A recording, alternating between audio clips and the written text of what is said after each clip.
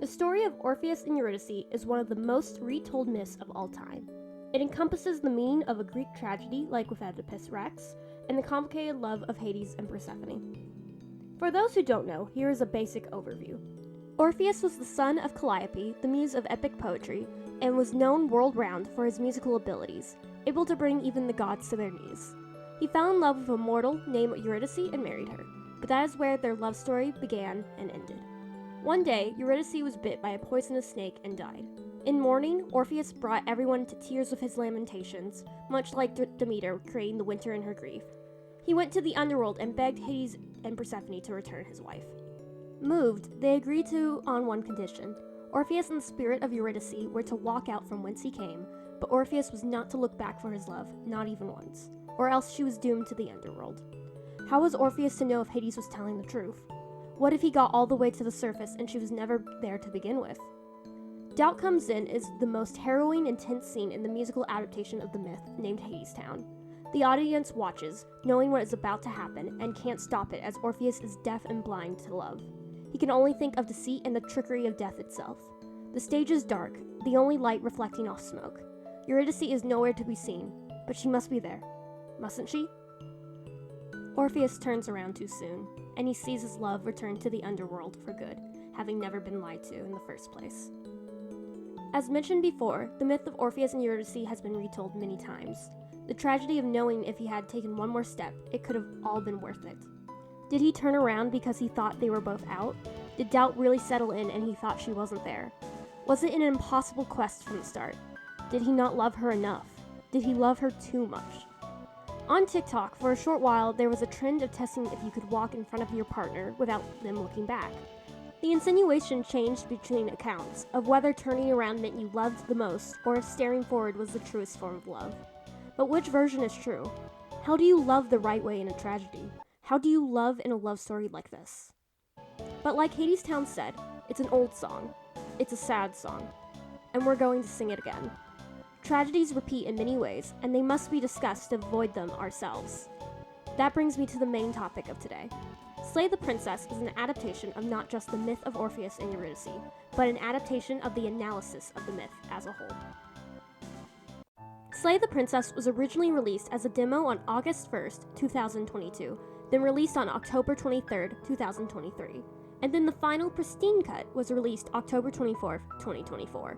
Published by Black Tabby Games, an indie company baby of Abby Howard and Tony Howard Arias, Slay the Princess is a Ren'Py horror visual novel using a mostly black and white hand-drawn aesthetic.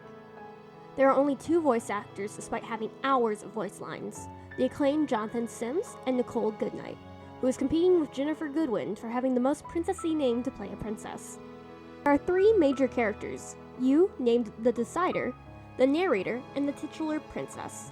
There is a path in the woods, a lone cabin, and a basement. You have a choice. Do you take the knife laying on the table? Besides the hand-drawn, beautiful art style, the first thing you notice about the game is how simple the setup is. Ren'Py is an open-source visual novel creator, most famously used for Doki Doki Literature Club, which can be an easy and simple way of getting into game production. You have 3 locations you can be in the entire game: the woods, the cabin, or the basement. With only 3 characters, how can this setting keep you for the 40+ hours at the minimum that I have played? That is the beauty of Slay the Princess. It is the most simple and basic composition of any video game I have ever played. It takes the base and runs with it. A perfect mastery of how to go deep, not wide, in story design. Before we begin, my recommendation is to play the game fully blind. The less you know of the game, the better. It's cheap, it's great, and I can't recommend it enough no matter who you are. For those who want to know more before deciding if they want to play, I will describe the basic plot that you will experience in the first hour, and then you can decide if you want to hear more. A path in the woods. Upon opening the game, you are shown the screen from the beginning of this essay. This is all the information you need to get into the mindset that the game wants you to be in. Whatever horrors you may find in these dark spaces, have heart and see them through. Self-explanatory. This is a horror game, and most importantly, it's a mystery horror game, one where you don't know what is waiting for you. For actual trigger warnings, it is called Slay the Princess. There will be blood, but you can also find a list on the game's website. There are no premature endings. There are no wrong decisions. This is a choose-your-own-adventure game. Do not be afraid to make decisions. Whatever you pick, that is your choice. You are the decider, and hesitance is your choice, not a requirement. There are only fresh perspectives and new beginnings. If you are playing blind, all the better. All choices you make, even an ending, is a new beginning. Even replaying can give you a new perspective. Don't be afraid to hit continue or to start again. This is a love story. This is a horror story. This is a mystery. This is a love story. You may not see it at first, but be on the lookout. If the love story was obvious, the game would not need to state it. This is not a helpful explanation. This is a promise and a warning. And if it's a warning, what is it warning for? Those words change how you perceive the rest of the game. The second the idea was put into your mind, the game shifted, molding as a creature of perception. In the game Who's Lila, there's a concept of a film projector working in reverse. While a machine can project light and its image is onto us to see, it is working in reverse, absorbing our interpretation of the media and then sending it back for our brains to focus on. What we see and think becomes the game, even when nothing has changed on the game's side of things. The theme of perception is one Slay the Princess will play with a lot, so keep that in mind. Automatically, your brain is prepped to be scared, to be intrigued, and to witness something akin to love. I would not call this foreshadowing exactly, since the genre of the game would not fall under that, but it is similar to its use in the opening of Hades Town, where you are told you are watching a tragedy. Same with Romeo and Juliet. Without the opening song and monologue of those two tales, the viewers would go in with a different mindset. This technique is to make sure that the audience is attuned to the author's intent. The stories would still hit without the warning, but it would not have the foreboding nature that gives the story's lessons meaning. The idea that it could have been avoidable. The journey is what matters in these stories, not just the ending. Despite saying that this is a love story, Slay the Princess has prepped you for a tragedy by virtue of having a warning in the first place. Once you click continue, you see Chapter 1, The Hero and the Princess. And you hear a voice in your head stating something that will soon become quite familiar. You're on a path in the woods, and at the end of that path is a cabin. And in the basement of that cabin is a princess. You're here to slay her. If you don't, it will be the end of the... And that is all the setup you will be given. Slay the Princess's elevator pitch is simply the game's opening lines. Slay the Princess is heavily inspired by the game Stanley Parable, even having an achievement referencing the end is never the end. The most obvious inspiration is seen in the sassy, almost omniscient narrator. The second inspiration is made immediately clear when showing you your first dialogue options. Choice.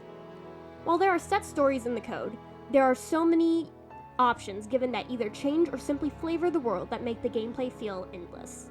The choices are split between explore options, where you can ask questions and get responses that don't move the story forward, and actions, which hit the switch for the boomlings deciding which route you will be on. Uniquely separate from the Stanley Parable, you are not a silent protagonist. Far from it. Though you are not voice, the narrator can and will respond to your dialogue options, of which you have a lot.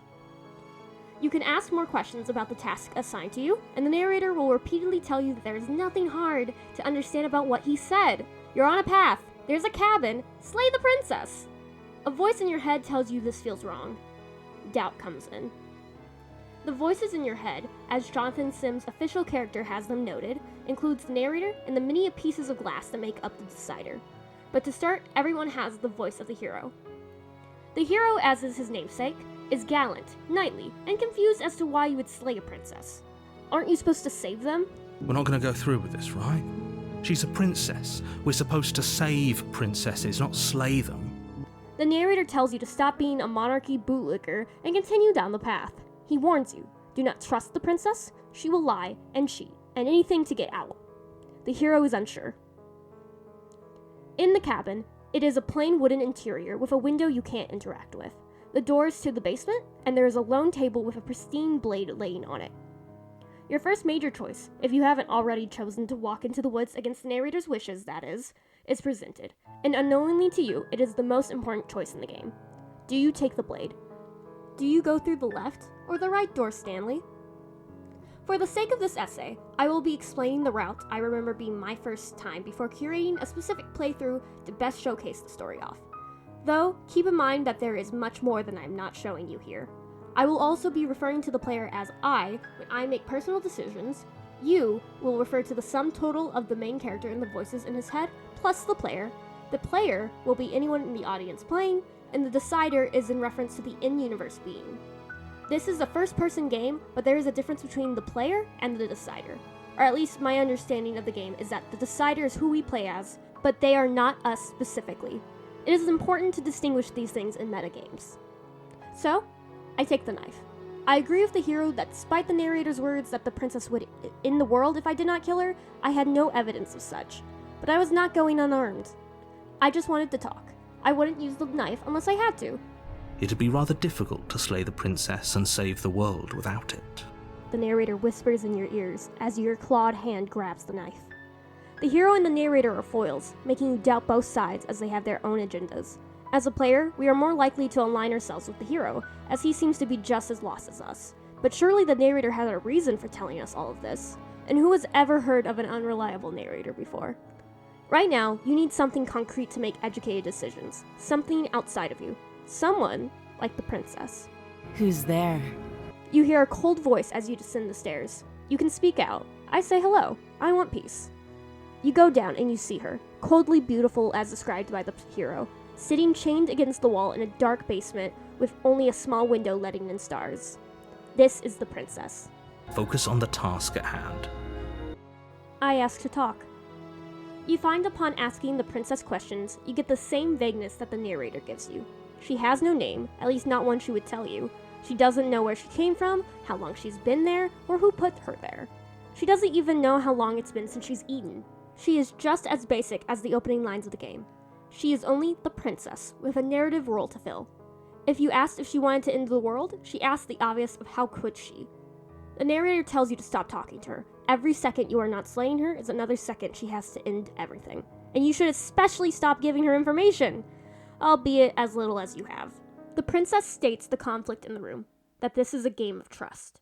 Do you trust her, an innocent captive as she puts it, or the people who put her there, presumably the narrator? She cannot give you evidence of her innocence. The narrator will not give you evidence of her crimes. Weighing my options, I chose to save the princess. The first signs of horror opens up as if you hold the knife to the princess's arm. She silently stares at you as you carve the knife into her skin through bone, amputating her hand to be able to remove her shackle.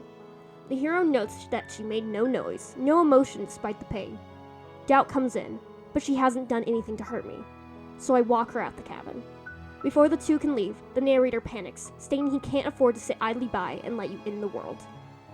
He forces your next action, and your arm raises to strike the princess in her back. Ren'Py is not a complicated system for beginners. It is pretty much a constant string of yes-no boolean for choices and the hit next button from my understanding. Doki Doki Literature Club was able to use the system for their game by creating graphics and messing with layers to make it look like the system was more than it was. Slay the Princess utilizes the options menu to give the sense of more. Here, when the narrator takes control from you, you have a long scroll wheel of what looks to be the same options over and over, but hidden in the middle of all the Slay the Princess is one lone warn her. Slay the Princess will later use the options as an illusionary mechanics, such as combining multiple actions into one button to show that any of those results would have had the same outcome, or graying out options that you would not normally take because you couldn't in the moment. Regardless, in this moment, I take the blue door. Players famously don't like being told what to do in games. After choosing to resist twice in a row, the princess will take the blade from your hands. You're both safe, you think. You want to apologize, but she seems to know it wasn't you who attacked her. I'll make this quick. And the princess slits your throat, and you die. Chapter 2. The Prisoner. You are on a path in the woods, and down the path is a cabin. Hey, wait a minute. You've been here before. The hero agrees. You remember dying. Perhaps the princess was dangerous after all. But it all had to have been a misunderstanding. Your body did try to kill her. The narrator asks you to stop babbling, holding no memories of your previous attempt. It seems whatever this game entails, you are now in a time loop. Having no choice and no answers in the woods, perhaps the princess also came back with her memories. So you march onwards. You may have already noticed, but there is a hidden flowchart in the game for each option you take and how it will float you down the river to your route. Because you took the knife, because you saved the princess 3 times, you are now in the prisoner chapter. If you relented to the narrator's wishes, if you didn't take the knife, if you did any different action, you would be in another chapter. I will explain more of the format of the game in a little while, but that is the bare bones of the gameplay loop. Starting a new chapter, you are not only with the voice of the hero and the narrator anymore. A new voice joins by the title of Voice of the Skeptic, defined by their constantly questioning nature and distrustful attitude of literally everyone and anything, but not quite unwilling to go along with plans. Don't forget what he did to us the last time around. I wouldn't trust a word out of his mouth. He is one of your voices of reason. This is part of the gameplay loop, where actions made in previous chapters will dictate which voice joins your mind palace. Some chapters can have different voices that join you depending on dialogue options that didn't change the overall flow. Moving on to the cabin, you see after entering that it has changed. True to the name of the chapter, this is a prison, much less welcoming. The pristine blade is on an iron table in the same corner as last time. There is a strange mirror that the narrator supposedly can't see, and upon interacting with it, it disappears. The choice to take the knife this time is not yours, it is the skeptic's, who forces you in one of the game's rare moments of removing choice. This moment is to both emphasize how the voices in you are independent despite you being mainly in control, but it also allows the game designers to funnel you towards certain options. There is no path written for the knife not being there, so the game justifies the funneling by having the skeptic refuse to go to the basement where they died once before unarmed. You may be the decider, but the voices in your head are very much a part of you and have their own wills, or as Skeptic describes here, reflex. Going downstairs, you are greeted by the princess, but more morose. Chained not just around one arm, she's also chained around the other and around her neck. To the side, there is a chain not utilized, suspiciously empty in a room where everything served a purpose. You are not the only one that changed through the loop, as the princess reveals that she also remembers, and she doesn't particularly want the person who killed her to be closer than need be. The narrator, having no choice in the face of you two sharing memories, admits that this must be the second world you have experienced. He truly does not remember the first loop, and something horrific about that fact keeps him from admitting he could be the second of his kind. That's pathetic. I never said I wasn't. Our first look into the reason why the narrator is doing what he is. During a first playthrough, this moment is shrugged off as a mild existential panic, but with full knowledge of the game, the perception of the narrator's words change. I came down into the basement to explain myself. All I wanted was an explanation on why the princess was so cold, so able to kill you with no hesitation, and to explain myself that it wasn't me that killed her. The skeptic does not trust the princess to not kill you again. The narrator agrees. The skeptic does not trust the narrator wouldn't try controlling you again. I offered to cut her down again. After all, she only attacked you in self-defense, and so far she showed herself as an innocent who had been locked up unfairly. She asked instead of you cutting her out, that you hand the knife over to her, for safety. I agreed and handed her the knife, expecting, well, I don't know. If she cut her hand off herself, she couldn't cut out the other one, and then she had the chain on her neck to deal with, and oh god. She begins to cut off her head in the same gruesome fashion as her hand. The narrator is quite pleased to announce that the princess had successfully slayed herself, escaping her punishment in death, as it were. The skeptic can't believe someone like them would die with no plan. There had to be something more to her actions. And she wasn't exactly normal, was she? You'll soon see that the voices seem to parallel the princesses you run into. The voice of the hero and the starter princess are the epitome of their names, icons for the concept. The prisoner and the skeptic share their distrustful natures in impossible situations. Whatever they do will be done after thinking every option over, careful being their middle names. You are given the option to take the detached head of the princess, and I took it, because the skeptic in me couldn't think that the option would be given for no reason. The narrator is disgusted, and you'd step outside into the world, grateful and saved. The narrator fades to nothing as the princess opens her eyes, appreciating that her trust in you is justified. So, this is the outside. Maybe it's just my lack of body, but it's colder than I expected.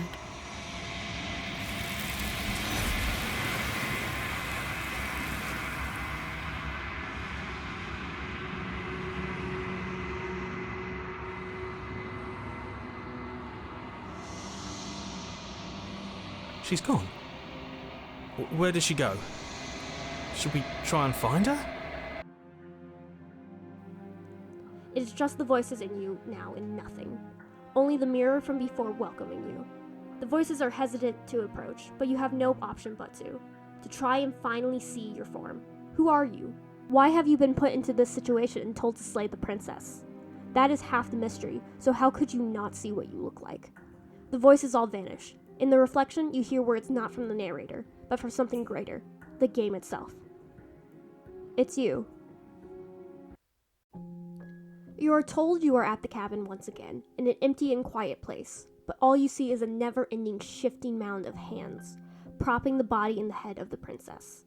Approaching, you are greeted by an eerie voice speaking through the head. Something finds me in the long quiet and brings me the gift of a fragile vessel. Like the opening, this is another example of saying a lot in a short amount. We now know that wherever we are is called the Long Quiet, and we have to find this entity. And the princess is something called a fragile vessel. This entity is named the Shifting Mound, solitary lights in an empty city, and annoyingly vague. The narrator may not tell you what you want to know, and the princess seems to have no answers, but the Shifting Mound has all the answers and refuses to tell you in a straight way because that is simply how she is. She is above it all and expects you to follow suit. Puppeting the princesses, which are her vessels, versions of her are found throughout different choices. The Shifting Mound is the end result of the butterfly effect, but she is not yet whole. She tasks you with finding more vessels to turn on more lights in the city, justifying why the game continues past saving or slaying the princess. Only then can she be whole, and you see the truth of the matter, as the rest of your playthrough will be dedicated to finding every option and choice you can make and asking every question. You cannot kill yourself here, and you cannot kill her. You cannot stop the vessels from returning to the whole. This is the love story, but in the moment, I only felt fear. If you ask her if she'll end the world, she states her view that To destroy is merely to reshape. Which was not enough of an answer for me. The Shifting Mound leaves you with a parting goodbye from the princess. She asks that I tell you to remember her. You won't. Chapter 1. The Hero and the Princess. Beyond the final in-game section, the player has now been set up for the rules of the game. One complete game is 5 loops.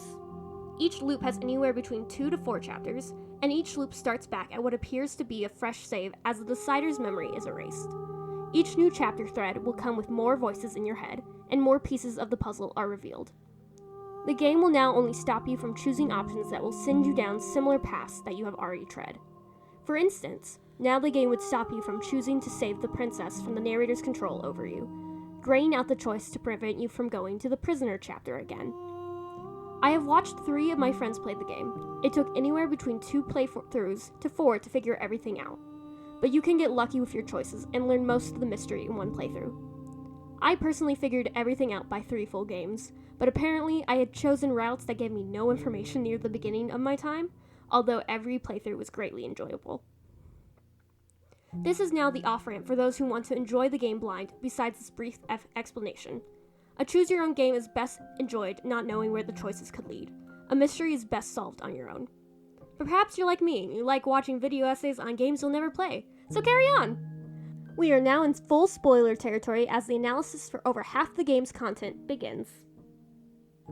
Last time I took the blade, and that resulted in nothing but pain. What happens if you leave it behind? Immediately, it's obvious why the choice surrounding the knife is the most important choice in the game. As walking down into the basement, the princess is different. Speaking in a higher, more innocent pitch, and with the wide eyes of a Disney princess, she is certainly following the title in a much more stereotypical way. Even some of her lines are the exact same as if you took the knife, but with a completely different tone. That's strange, isn't it? The princess changed between chapters because of cause and effect over time loops, but this is a fresh save. The princess should be her base self from the moment you stepped into the cabin. Sadly, the decider in the game has amnesia. I cannot point out this oddity. Perhaps she sees you are unarmed, and put up a front for what she thought would best get you to trust her. After all, I'm less likely to stab someone if they act like they could survive an attack no matter what, and unarmed, I would try to help the scared girl locked in a basement. Well, with the basement magically locked, thanks narrator, and no knife, there's no clear way of getting her out of the chains this time. Oh, would you look at that? She starts biting through her arm. Much more intense than the knife silently amputating, the princess, like a feral animal, frees herself by any means. The narrator, much like the author from Once Upon a Time, technically has the godlike power to write anything into the narrative, though tries his best from doing such, and the knife falls from nowhere into your grasp. Now, he was hoping that we would do the titular act, but I am nothing but Stanley searching for his bucket, and I free her once more. Similar art to the previous loop is shown, but with a little blood added to the corner of the princess's mouth. Were these the actions of a desperate victim, or the truth being revealed of a dangerous threat? The narrator takes control. He really only has one song and dance when his goal is this close. The back of the princess is exposed. She'll never see it coming. But you know the gist. I warn her, I save her again, and she kills me. But with much less finesse than the prisoner. I'm sorry. She doesn't know how to use a knife, does she? Chapter 2, The Damsel. The new voice is the voice of the smitten, my personal least favorite of the crew. He is the Dudley Do-Right, the man who saves fair maidens from train tracks, the one who saw the princess's wide eyes and immediately, deeply, fell in love. What can I say? A world without love is a world that isn't worth saving. The hero and narrator agree he's a bit odd. Playing the damsel for the first time, I figured that this is where the love story must be. The game was a choose-your-own adventure, so some paths had romance and some didn't. The game had intrigued me, yes, and I wanted to solve the mystery, but I was still on the lookout for the love story I was promised. Perhaps this was it, the damsel being saved by the smitten hero. The interior of the cabin is now a royal prison, with the usual pristine blade and unseeable mirror in the corner. I don't take the blade, hoping for a different solution than cutting the princess's head off, especially knowing she will most likely have a personality parallel to the smitten. Simply walking down the stairs and hearing her voice, Smitten is head over heels, the hero practically holding a spray bottle at him. We see the princess, the damsel, still chained and even more Disney-fied. She is the Princess Peach waiting in another castle, the MacGuffin only meant to be rescued and nothing more, the personality and voice of a brick. She is so happy to see her dashing knight come to save her, despite her killing you last time, but she's very sorry about that. In the previous chapter, it was unclear if she was acting innocent, but it is crystal that this is genuine, that she is now a woman who would never pass the Bechdel test. This chapter explores the stereotypical dynamics of old fairy tales contrasted against harsh reality. By the old rules, we should be in love with the damsel we are saving, but the narrator reminds us that this isn't normal, and yet, here it is in front of you. Even when asking how to free her, Smitten points out she's so dainty, her wrists would slip right through her chains. And they do! The narrator can't even control you because Smitten threatens to kill ourselves if he does anything. So he confusedly is forced to sit back and watch you waltz out with the lady on your arms. What do we do now? And I ask her what she wants to do, just innocently hitting the only explore option given to me. I don't actually know. Nobody's ever asked me what I wanted before. She doesn't even know what she wants. Furthering her character as a damsel and nothing more. Pauline from Donkey Kong. The hero points out that we may have been lied to the entire time, and the narrator is aghast. You're so gullible. Is the only thing you've ever doubted the actual truth? Doubt comes in. She can't truly not want anything, can she? She is a person, right? I want you to tell me what you want. She turns into a more cartoonish drawing of herself, declaring her undying want for your happiness. There must be something you want. Another recession. She only wants to make us happy. The hero is freaking out. The narrator is calling her a liar. Smitten is saying that this is true love. I have no idea what to do as she looks up with such wide eyes. But what would make you happy? All shading is gone. She is a child's doodle. She is broken. She barely exists. And Smitten can't see anything other than a beloved prize doting on him. There is something fundamentally wrong. I say we need to leave, and she's back. At least to what was most human. Smitten is in love, but I am unnerved, for myself and for her. The narrator reluctantly tells you of your romantic escapades up the stairs, even pitifully shutting the door before you can leave, but that is no feat in the face of love. We are now next to the knife, and for the first time I think, she isn't human. A person would not act as blindly as she did. Perhaps she is tricking me after all. If you don't slay her, the damsel can walk free with you before being taken away by the shifty mound, where she is a soul who doesn't know what she wants for herself, a tool of the narrative. She believes, as Smitten believes, that you two are soulmates due to only showing kindness and chivalry to her. But that is not the choice I picked. Doubt comes in as I click Slay the Princess for the first time. It's so easy. The damsel happily dies for your wants, despite Smitten's wails. Sadly, Sin soon follows suit in his threat to kill the body if the princess was harmed. Now, the damsel chapter has multiple splitting off points, so here is a quick analysis of the chapter as a whole before continuing on to one of the chapter's 3s that you can achieve here. The tragedy here is, this chapter made the princess feel both human and inhuman to me. It is like the argument made of early Disney princesses only existing for love, where they do have unique ways they are written, but at the end of the day, they are there to fulfill the goal of being a damsel that is saved. You feel sorry for them for not having more focus when they are the titular characters, but at the same time, I recognize that they are characters created and are extensions of their writers. Damsel was an extension of the narrative's need to create a foil for Smitten, so how could she be any more real than the tool she was meant to be? That's sad for her to be a tool, but should I even feel sad for something that cannot feel for herself? Is that its own tragedy, or is it a tragedy because it isn't one at all? If I had begun to love the princess here, is it because I think she needs or deserves love? Are my emotions, the decider's emotions, simply a gut reaction of fear disguised in love for a vessel of something greater? Can you love something that cannot decide love for itself? These are the questions to keep in mind as we continue in the game. Chapter 3, The Grey. The Grey is unique in that you can actually get to this chapter in 2 completely separate ways, but we will only be talking about the burned version of it today. Smitten is pissed at everyone for killing the damsel, and our environment is now a barren wasteland like his heart. We are joined by the voice of the cold, a morose, monotone personality that sees himself as a realist while others see him as depressed. But he still has some drive in him. He is ice, whereas a similar voice will be shattered ice. She won't be alive and well when we return to that cabin, because she's dead.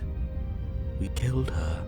The narrator would be confused at the situation if it wasn't so obvious he shouldn't pretend to not know what was going on. The narrator is practically buried in the fighting of your voices, but he admonishes you for wasting 2 goes at it as you start on your 3rd, and hopefully final round.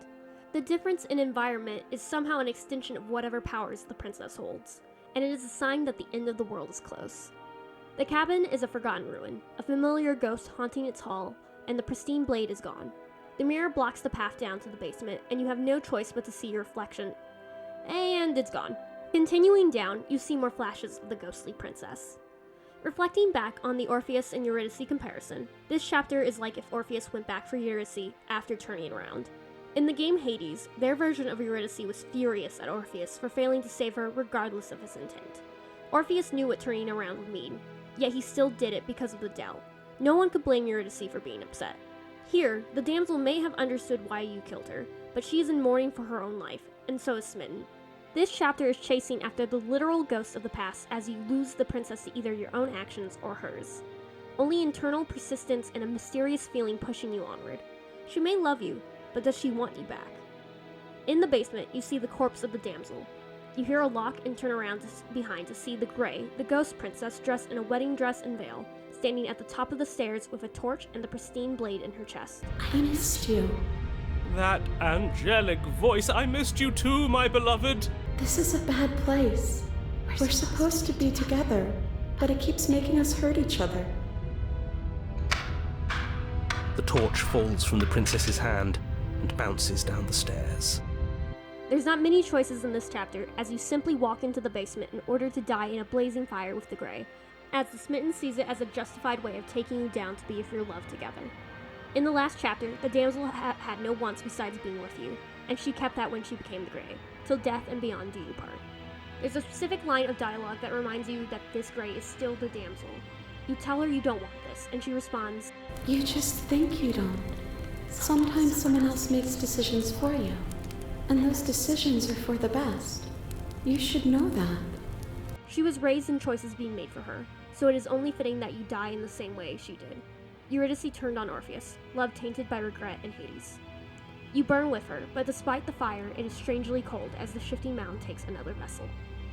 You return to the mirror in the long quiet, memory returning, and you have the choice to comfort the voices, knowing what you must do. I always tell the voices it will be okay, a lie or not, for better or worse. The vessel returns to the shifting mound, so do the voices return to the decider at the end of all things. You look into the mirror. You've grown. You ask the shifting mound what she wants to do after all of this. if the damsel somewhere in her has desires. She does not know, or rather, cannot make promises, as we will all change by the end. You ask her to stop being so damn vague, and you get a small apology in the statement, The vessels you choose to bring me carry far more meaning than anything words could say in the spaces between. So we are back looking in the routes for actual answer. So far, all we know is that our actions directly affect the princess's appearance and personality, even in the first loop, and that the voices in our head seem to parallel who we will soon meet. When talking to the shifting mound, you get dialogue options that confuse me in my feelings of her in many ways. I can tell her I'll kill her, I can thank her for being kind, I can ask why she would be kind to me at all, and I express my fear at hurting her or the vessels in order to make more. The shifting mound reassures all, that we are all a part of each other, and everything is necessary for the freedom we both need. I am reminded of how my relatives spoke of God, that something of such power is something to fear, and that to fear something so great is to love. I can see the fearful love of God in the shifting mound. I feel small and loved by an alien who can't understand me. Is this the love story I was promised? Is the love meant to be between a pauper and an untouchable king? Everything goes dark, and you die. Path, woods, cabin. I take the blade. I say one thing, I slay the princess. She fights back, moving too fast for someone chained, fighting like an enemy worthy of being chained away and an assassin sent after them. I regret my actions and give up the fight. She's fighting in self-defense, and I've still found no crime of the princess that would justify murder. The end of the world seems to just happen, but by no action of hers, and I can't find myself to follow through on the narrator's wishes just yet. Is this really the best you could do? Look at you, completely broken. She places a knee on your throat, and you are quite literally underfoot. A pauper to a queen. You die. Chapter 2, The Tower. The first time I saw this chapter title, my mind immediately jumped to the tarot card. Number 16, upright meaning destruction and upheaval, with reversed meaning the opposite of fighting against change. It is ironic, and most likely intentional, that the Tower Princess is the most like the Shifting Mound, an agent of change in the guise of destruction. The tower could also refer to the fact that the princess is above us, in more ways than one, and she holds all the power. This chapter we are joined by the accurately named Voice of the Broken, the shattered ice to the hole that would be the cold. Nothing matters to him, so they all might as well quit while they're ahead, or at least before more pain is had. The Broken is a true believer of the princess, and that she will destroy the world, just as the narrator foretold, and they should let her as it is her power-given right. He loves the princess as a fearful patron of a great god does, reverence in his voice that almost rivals Smitten's. We might as well just pledge ourselves to her and stop pretending we're capable of doing anything in this situation. The cabin is a great castle, the pristine blade sitting on an extremely tall marble altar, and the disappearing mirror. Why do we feel so small? We don't feel small. We are small. I take the blade, not that it would do much good with Broken's mentality. Down the stairs, the princess's voice is deep and echoing, fear rolling up our back. Smitten meant a sweet damsel was waiting for us. The cold meant the cold release of death. But the Broken meant not a fellow piece of glass, but the one that did the shattering. The basement is a temple altar. The princess, the tower, floating in the air, haloed by stained glass light, still shackled, power tethered only for a short while longer. This is the princess that the narrator warned, the one that would end the world. But you still had a chance. The chain is nothing to her. It might as well be a toy for all the good it would do. I told you it was pointless to resist her. Doubt comes in. The little bird has returned to me. As if for a carrier pigeon sent with a message. Drop it! But I stay the course, tying my grip. It falls without my say. And it wasn't one of the voices or the narrator that forced me this time. Just like with the Shifting Mound, we cannot kill her, we cannot kill ourselves, not without permission. Kneel! No, I respond. I said kneel. And you do. Speak. I remain as silent as I'm able, and she promises to pry the words from our beak, break us further. Pick up that needle. The game gives us no choice. The narrator and voices are all in agreement that no matter what we need to do, the blade is needed. But the game censors our options because the princess is now in control. We cannot ask her any questions of her or her intent.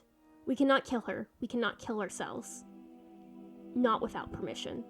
Stand! The voices note how easy that command is, not realizing the boiling frog cult tactic of asking for small things first, so you don't realize when they ask for big things.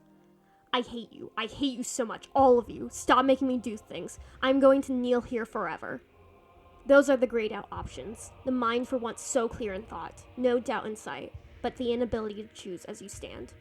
She commands you to kill yourself, and you oblige. Into this. The narrator tries to keep you steady, but in a twist of pronouns, you begin to slice with the broken, gladly leading the charge. Your hand lifts the blade and brings it towards your throat. Okay, I apologize for the unclear language. End her. You are given only 2 options. Slay yourself or slay the princess. The option to resist is gray. There is no saving everyone here. Seeing just how far this will go, I choose the former option. The narrator resists, saying that you will not do that, and the tower comments that she can tell someone else is pulling our strings, which she wants to be the only one capable of doing that. Is that a person? No, it used to be a person. It's something different now. An echo. You're a small one, aren't you? She somehow speaks to the narrator in her head, seen as even weaker than I. A sniveling worm, trying to control things that he can't understand. Each statement raises more fear in me for what she is about to do.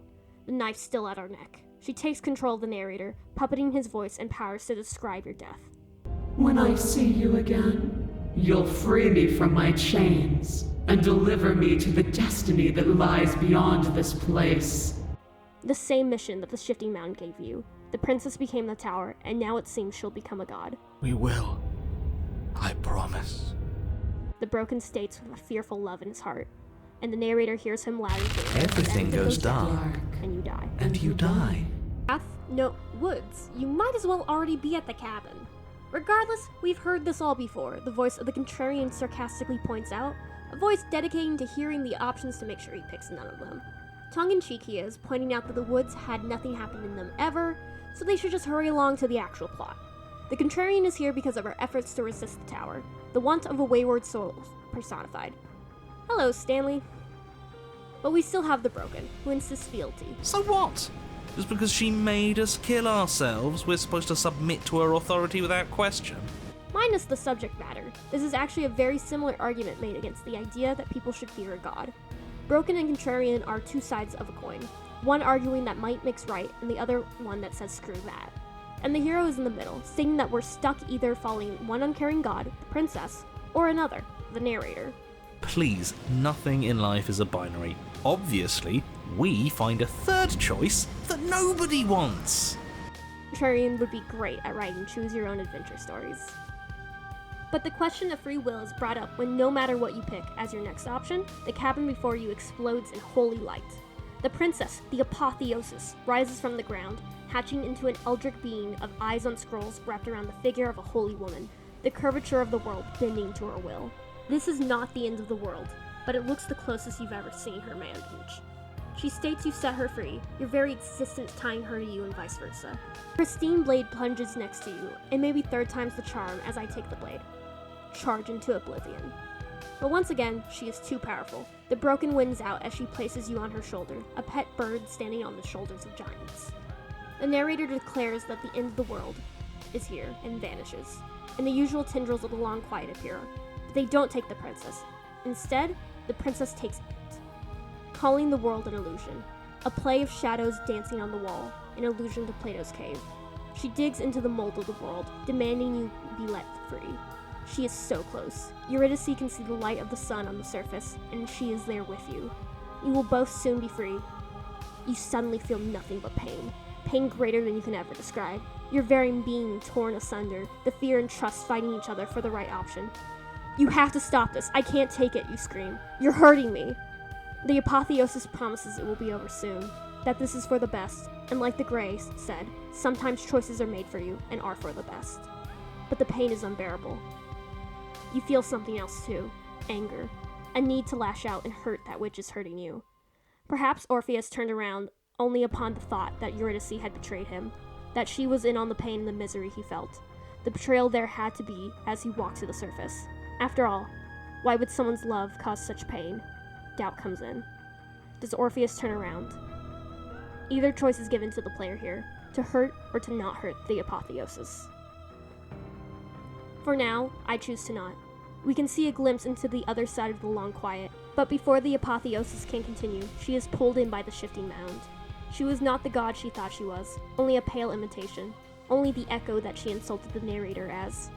The question of what if Orpheus never turned around can never be answered, but it is not unlikely that some other punishment could have befallen the couple even if they made it to the surface, as their myth was a tragedy by fate's design. You have been the only thing I've ever known to show me grace. If you call the only thing she's ever known, period, or that fealty is grace, sure. But this line is very similar to that of our previous questions to the shifting mound. I am sorry if I have not shown you the same. A god now sees through the same eyes as a pauper. Despite all her actions or how exactly, she did love us in her own strange way, and tries with a dying action to toss you into the something beautiful beyond, hoping one of you make it past. A truly selfless act. But it is too late. You still have a job to do as everything goes cold. You approach the mirror, memories returning. You've withered. It doesn't matter how many times I go back, at least one of us always hurts the other. Doesn't that change you? Doesn't that make you worse? You beg the shifting mound to help you understand. The both of you have done nothing but sacrifice parts of yourself for the end goal.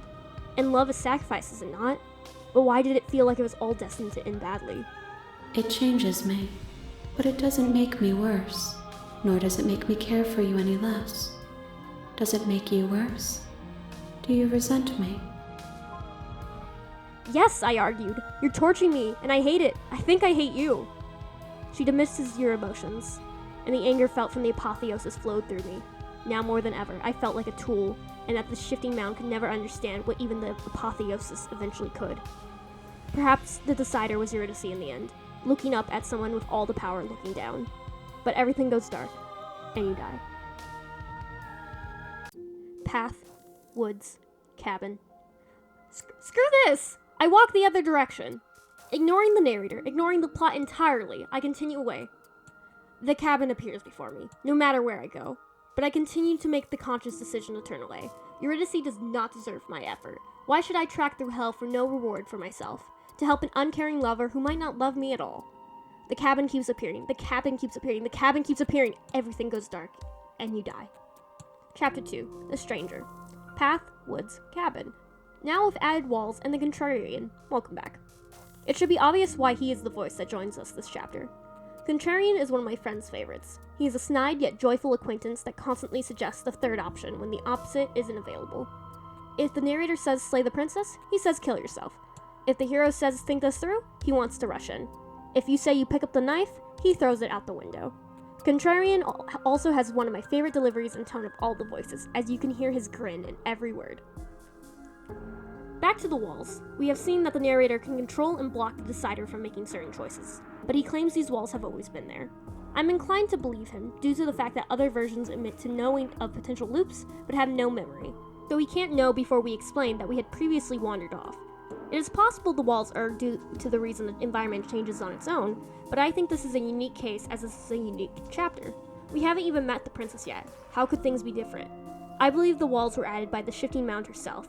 As in other instances of you trying to go back from the path without permission, her voice comments, "You have already committed to my completion, and you are not allowed to attempt this path." These walls make sense as her preventing you from leaving the woods and funneling you to another vessel.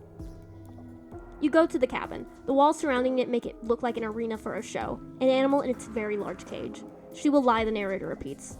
If we're stuck going in there, maybe we should believe her. Maybe she isn't a liar. Contrarian ponders.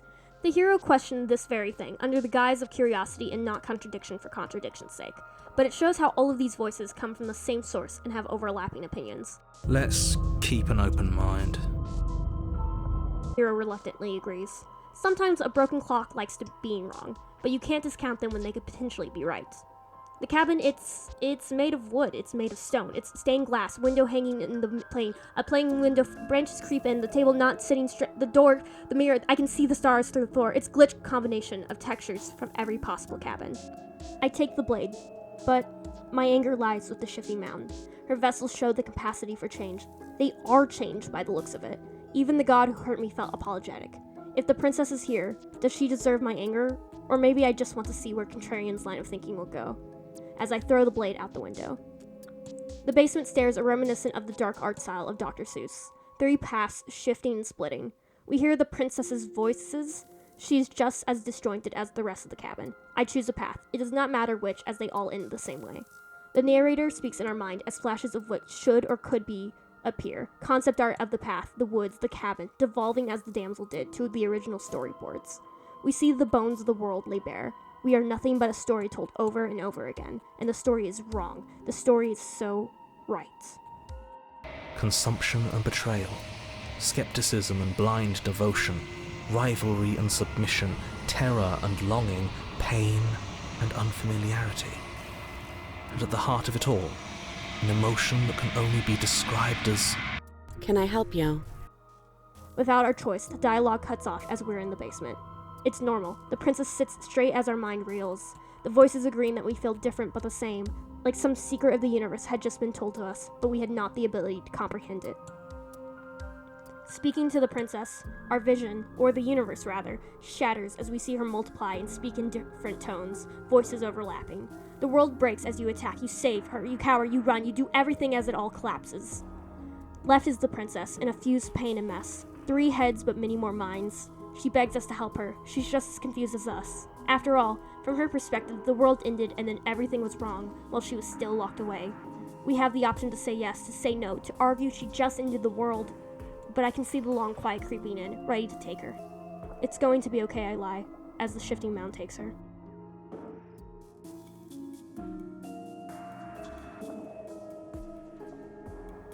You see the mirror. You've unraveled. This chapter is such as its title, strange. The title could be in reference to the environment changing, it could refer to the princess becoming 3, or it could be referring to you. For the princess, she is a stranger in the way that all people are. We will all change in life with infinite possibilities that us tomorrow would be a stranger to those we know today, or even to ourselves. For the decider, we are a stranger to the princess, her never seeing us until after the world had ended, once. This chapter is to show the possibilities of the multiverse and how over-encompassing the options we have are. The narrator's monologue as we descend the stairs give me chills. He speaks slowly, allowing the words to itch into our mind as it's perfectly paired with the music. On the surface, it is just listing opposites, contradictions, all the things that make living an experience. Beneath that, it is describing the voices and the princesses. Skepticism and blind devotion being the skeptic with the prisoner, and the smitten with the damsel, for instance. But at the end, it states, at the heart of all of it, an emotion that can only be described as... There is only one emotion that can lead to all others. Anxiety can lead to sadness, but it does not lead to peace. Happiness can lead to pride, but it does not lead to envy. But love, however, love leads to everything. The joy that comes with being in love, but the grief that comes with losing it. The unease where it falters, the strength when it flourishes, the hesitance from not wanting to hurt, the betrayal that comes when it does. At the heart of all things is the heart. The sum zero of the universe is love, and all the decisions that come from it. The voices, the decider, and the player feel different after the stairs, the truth sinking into their bones but not their minds. Delivery helps greatly, and the writing conveys how, finally, that this is a love story. I said at the opening that the line was stated as a warning, as something to look out for, and that is true. Everything is love in some form. Everything leads to and from love or its absence. Slay the Princess is a scavenger hunt for the meaning of all things, and after digging for hours, it is right there in front of our faces. We finally know why this is a love story, and we are now left with the where and how. Where is the love? How is it this story over others? People disagree if Orpheus turning around was love or not, but I don't think that matters. Every version of a story could not exist without love at its source, so it is of no consequence if he loved too much or too little. That is why I said Slay the Princess is an adaptation of the analysis that can be had of Orpheus and Eurydice. The game is exploring the complexities that comes with sacrificing for another, about not doing enough against monumental odds. Anytime you get a grip on what you think of the princess, something different rears its head and you're forced to constantly change your perspective. Did Orpheus turn out of love or fear? Did we slay or save the princess for love or contradiction? It is all a matter of perspective, and there is no wrong answer. But at the least with Orpheus and Eurydice, we knew they were happily in love, and we knew how far Orpheus was willing to go. We don't have that with the princess and the decider. The decider is doing this because the narrator in the shifting mound told us to, not because we have some innate love. The player is doing it for curiosity, and potentially they have begun to fall for some version of the princess, but that's not the same as having an in-universe effect. The princess seems to be a static victim of her circumstance, whether the narrative has her be a prisoner or the ending of the world. None of these answer the mystery of why we are all here in the first place. All I know, ironically, is what I feel. And I feel like the Decider and the princess are both victims of some greater game, that we both deserve better. The Decider shouldn't continue to be hurt by her, but she shouldn't be hurt either.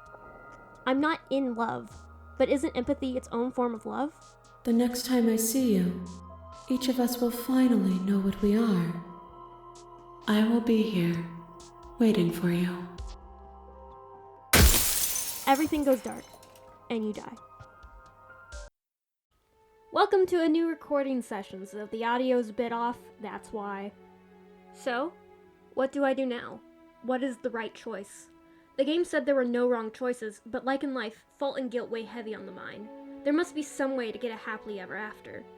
For transparency's sake, the chapter we will next explore is not achievable in the playthrough I have described, but I feel it is a fitting final chapter to discuss on our first go-around. Taking the route of refusing to take the knife and saving the princess, we make it back to the damsel while Smitten's praising fills our ears. Here, the choice we must make is to realize how odd this whole situation is. This princess is meant to end the world. Are we really going to walk out with her? Not that we have to slay her. What if we simply stayed in the cabin? Let's ignore the fact that this is where she was held prisoner, there's only 2 rooms, and that's an insane proposal to give. But that's what smitten love does to a mad fool. For the first time, the damsel looks unsure. Not the confusion of having no thoughts as before, but hesitance at our suggestion. But the door's right there. We can just leave.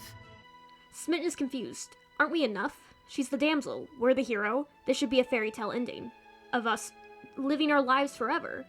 Orpheus left with Eurydice, didn't she? 'Cause staying here and building a life together isn't a solution. It isn't anything. It's a non-answer. It can't be done. But if you leave, then the shifting mound returns, or the world ends, or the cycle begins anew. This is a game of trust me. We can be happy here. We just have to want it. A perfect ending just needs a change of perspective.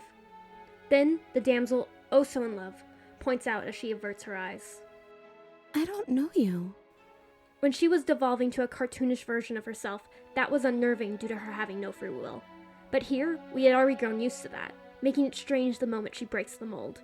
She will do anything we want, but at odds with what she wants. The supporting love interest, with Smitten being in denial that she could be anything more.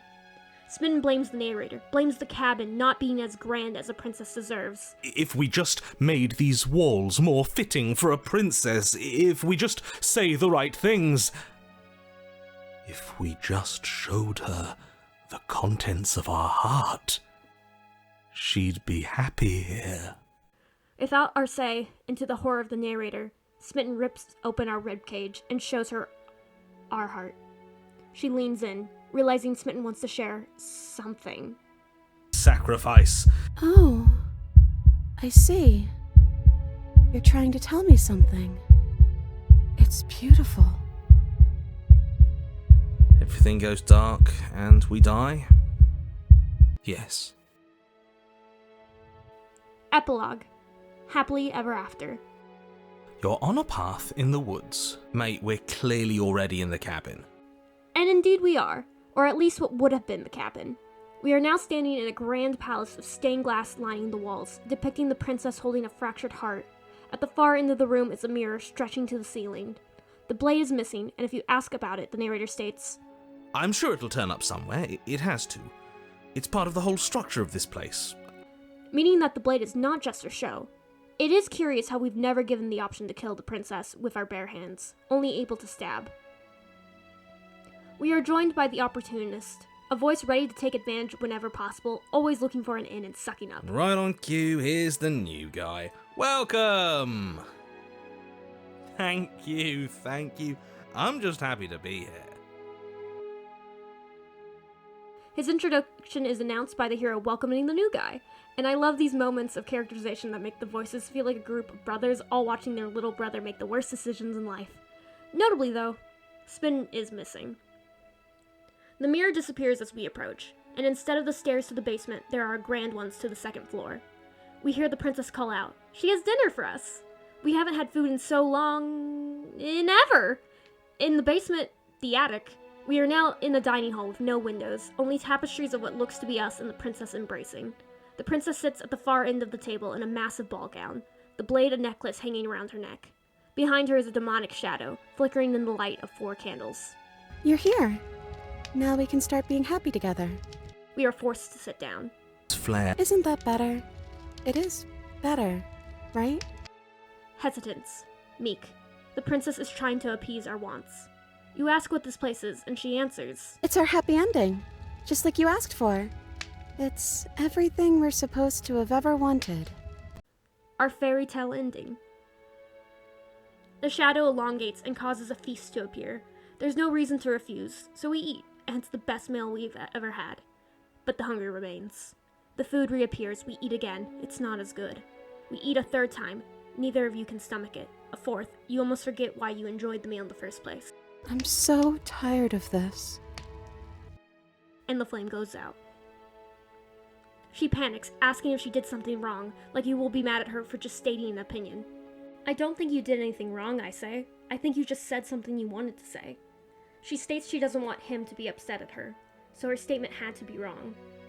He's the voice that whispers sweet nothings in my ear. We see the shadow smile, and we now know where Smitten went. I try to stand up, but the shadow doesn't allow it. The princess awkwardly laughs and says that's just what it's like. We are both stuck here. But we can be happy. We start playing a game, pieces appearing as we make up the rules as we play again and again and again and until it is boring. Until no more rules can be made. Until the joy is nothing as infinity takes away the meaning. Another light diminishes. This is awful. The narrator whispers. Something weighs on his mind as for the first time you hear regret in his voice. Another torch is gone. It's almost completely dark. There's just one left. What's going to happen when it goes out? We could choose to stay in this infinite heaven, all our problems solved before we can even think of them. But what does she want? We are once again a stranger to the princess. She doesn't deserve to be trapped here forever. Neither of us do. Even if Joy was once here, it hadn't been for a long while. If you could do anything in the world, what would it be? What would you choose? This game is about our choices, sidelining the damsel from her own agency. The light needs to go out, even if the unknown is different and terrifying. I think I'd like to dance under the stars, but there aren't any stars here. I'd have to leave. Shadows wrap itself around her, refusing to let go. But a shadow cannot exist without light. I'm not happy here. I don't think I ever was. The lights all go out, and we are left in the dining hall with no more illusions.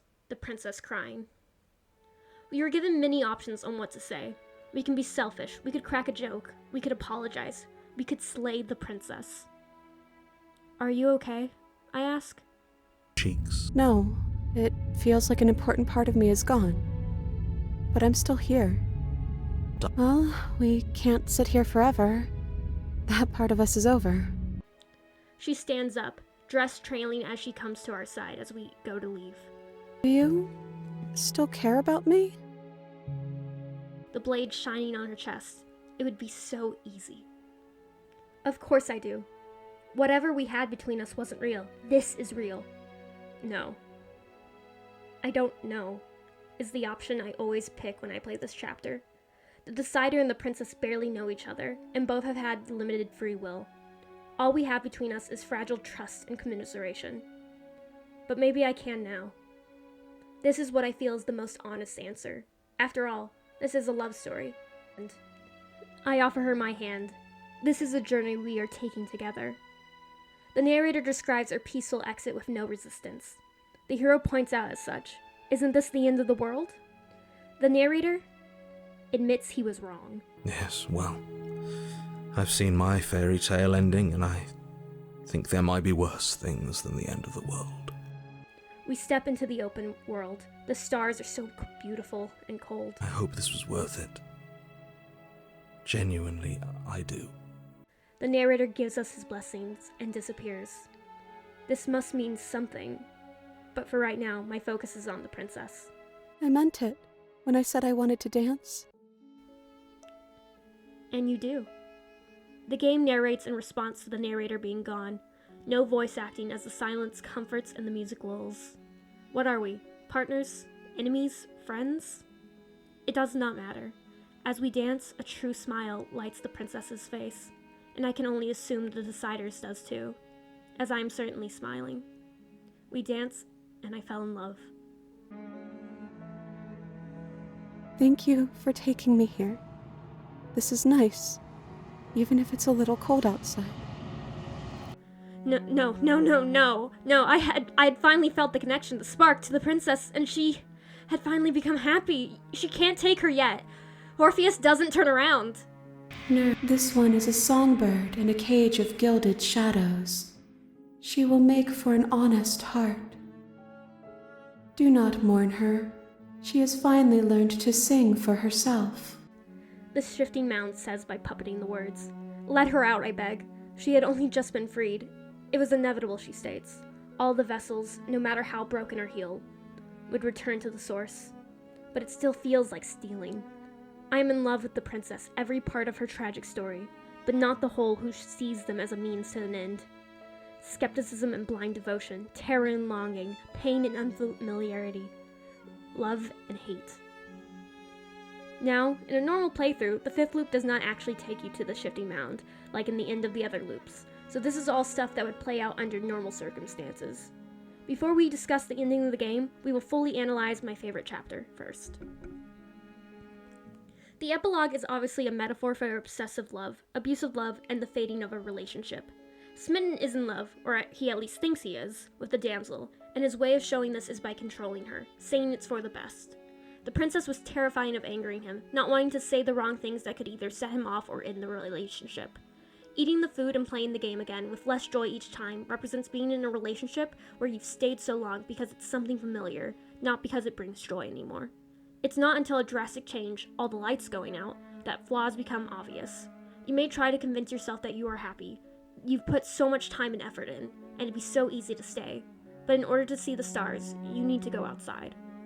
In the universe, the chapter best showcases a genuine love story between the princess and the decider. To get to the epilogue, you must save the princess repeatedly, and then try your best to find a middle ground. If you left the cabin in the damsel chapter, then she wouldn't have a personality. It's only after staying that goes against the story of rescuing her that breaks the veil. Without Smitten in your head, you are able to clearly see the situation for what it is. Even if you slay the princess, it is more so a mercy after her being trapped. I think it is the wrong choice to tell her when you're leaving that you love her, as that would be just as fake as the dining room. But saying you have the capacity to, that whatever life you two lead will be one step at a time, that there is an understanding and trust that connects you two. I think that is a much truer love. That is why, when I first played the chapter, I felt pure rage when the shifting mound took her, the potential gone, and she was once again trapped in the cabin. Eurydice returns to the underworld. For the narrator, what he witnessed shook him to his core, and that is single-handedly the best character moment from the narrator in the entire game. It is made all the more brilliant because you don't know what it means until after the game is over. Whatever the reason, he changes. While mostly being a static character, he can change and admit wrongdoing. Even despite what he says in other loops, he's a flawed human capable of what he feared most. And we will now discuss the penultimate moment of Slay the Princess, and the plan of the narrator. Back to the mirror that we would see at the end of the 5th loop, for the last time you tell the voices that it's going to be okay. You're nothing at all. You have no reflection staring back, only the image of the veins of the long quiet. But wait, there's something in there, something bird-like. Are you me, you ask? I think you know what I am.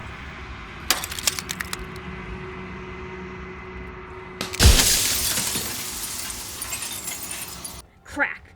The mirror shatters and you are left with the shards. The voice of the narrator speaking through a kaleidoscope of some beaked creature. This is him, or as close as you will ever be to meeting the man.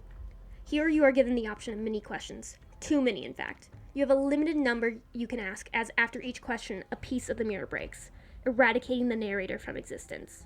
You are expected to play the game multiple times to ask all you want. That, or save scum.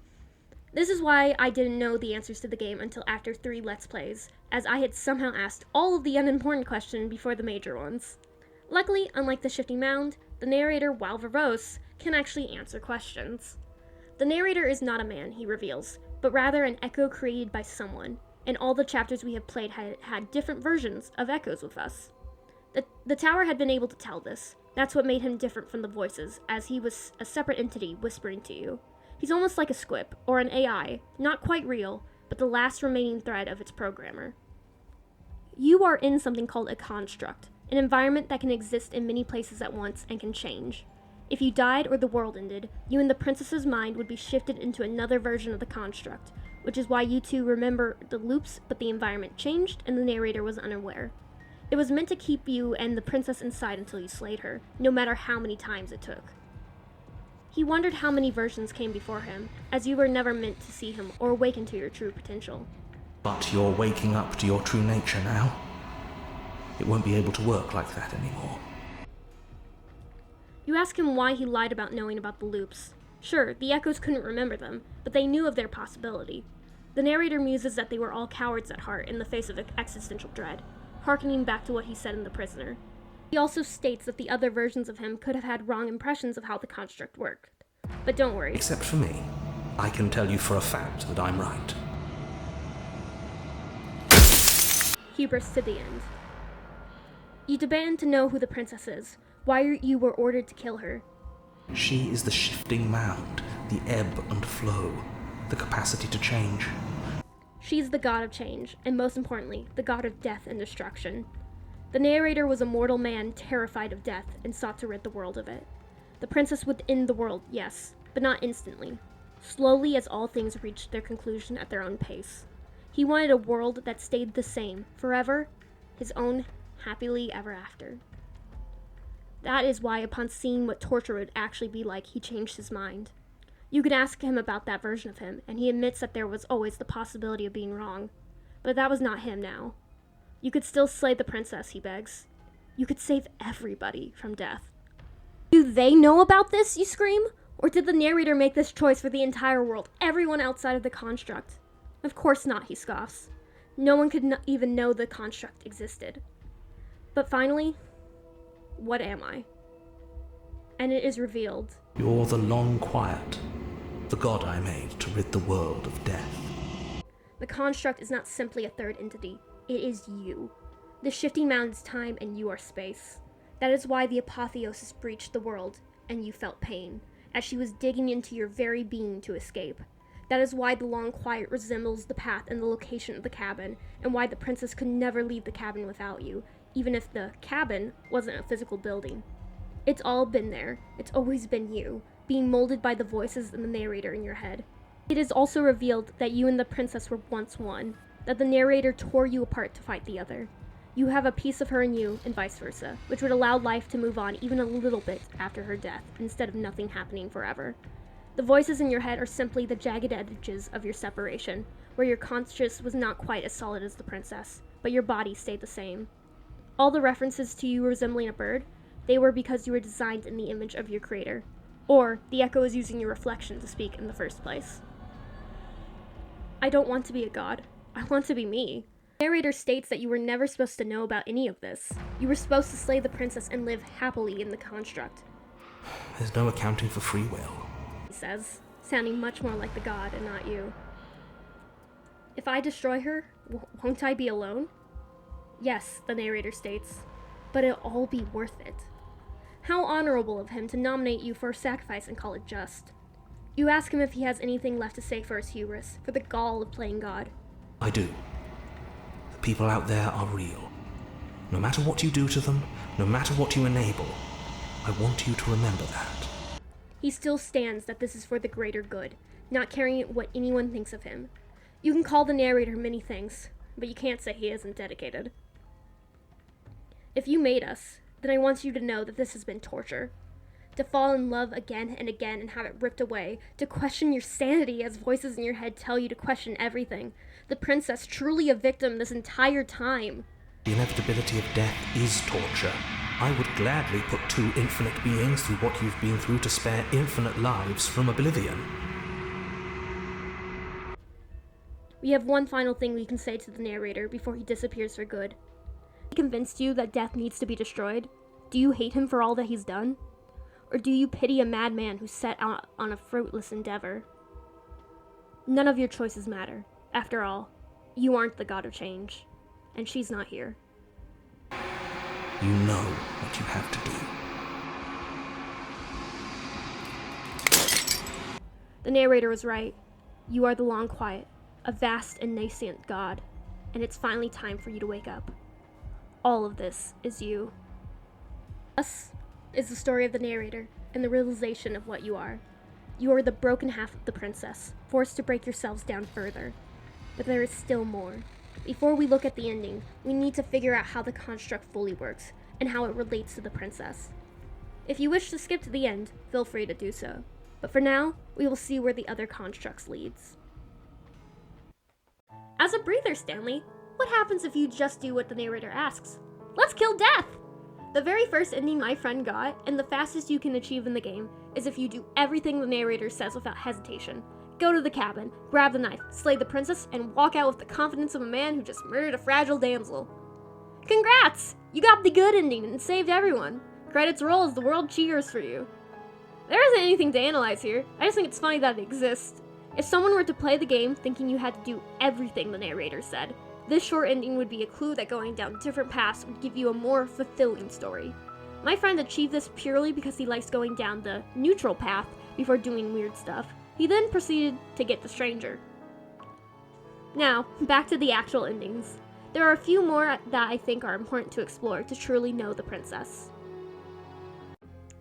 For the next path we will attempt, we can stumble upon it in many ways. It doesn't matter if we do or do not take the knife, just that the second the narrator tries to control us or we see an opportunity when the knife appears, we need to slay the princess after misleading her.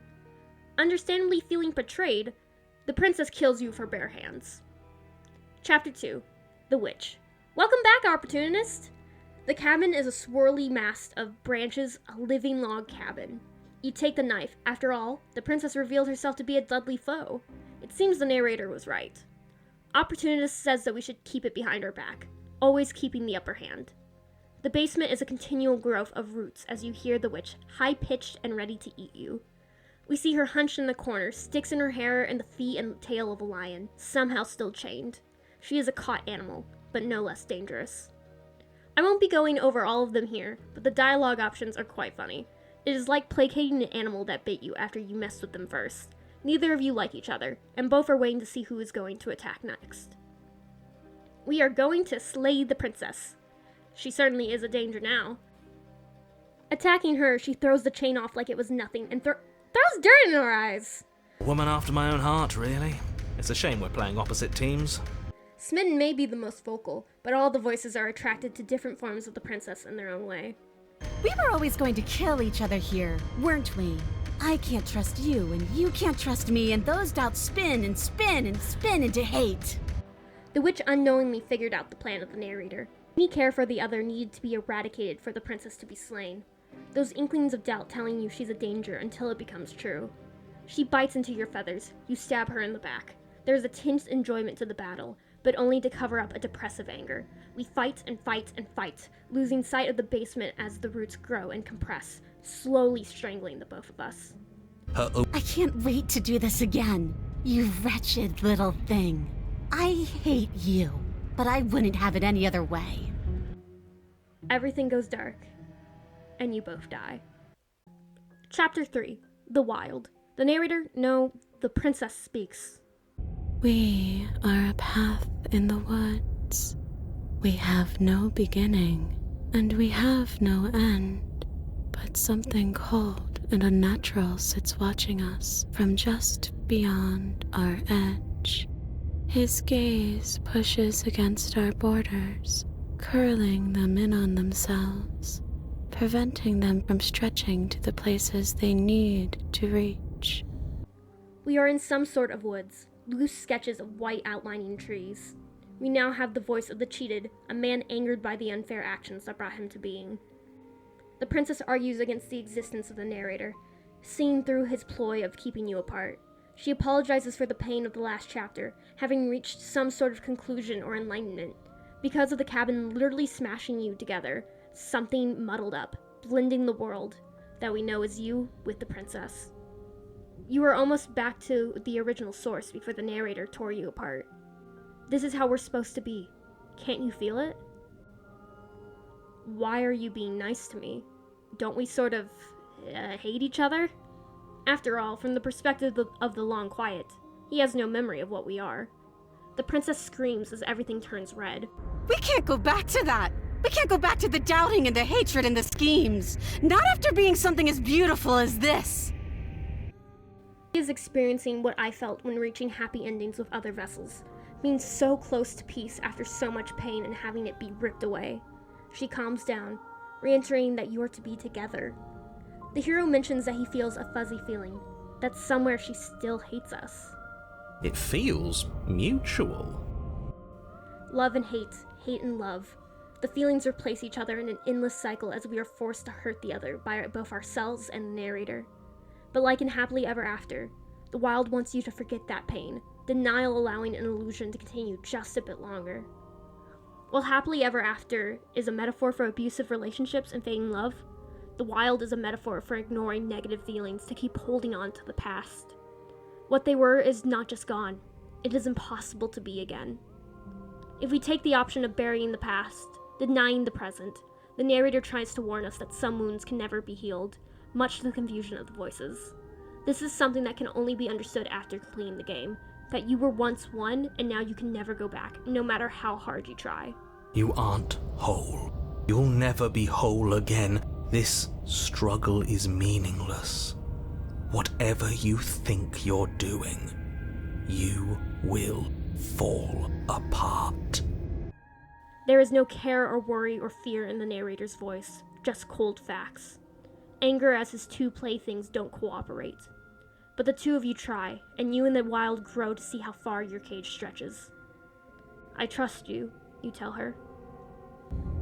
Don't move an inch.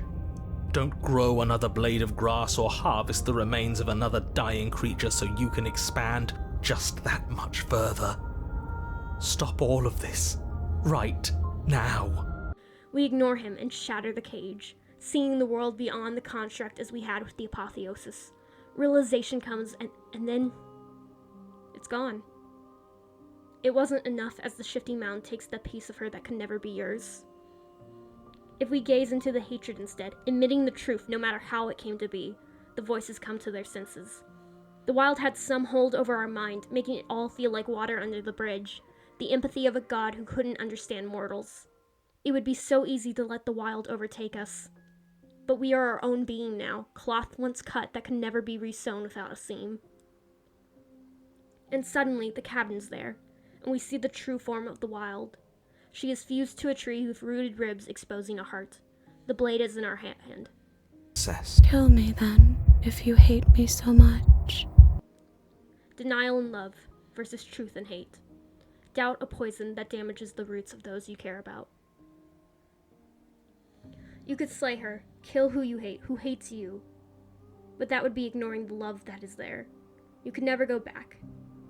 But maybe you can make something different. We can't be the same thing as each other, you say, and you cut her free from the tree. It's so cold without you. Tears beginning to spill as the shifting mound takes her vessel. This one is like a shadow of me, a memory of what she used to be. A similar chapter is found by going back to the witch and choosing to give her the blade. If distrust led to the wild, what would trust lead to? I wouldn't have done that.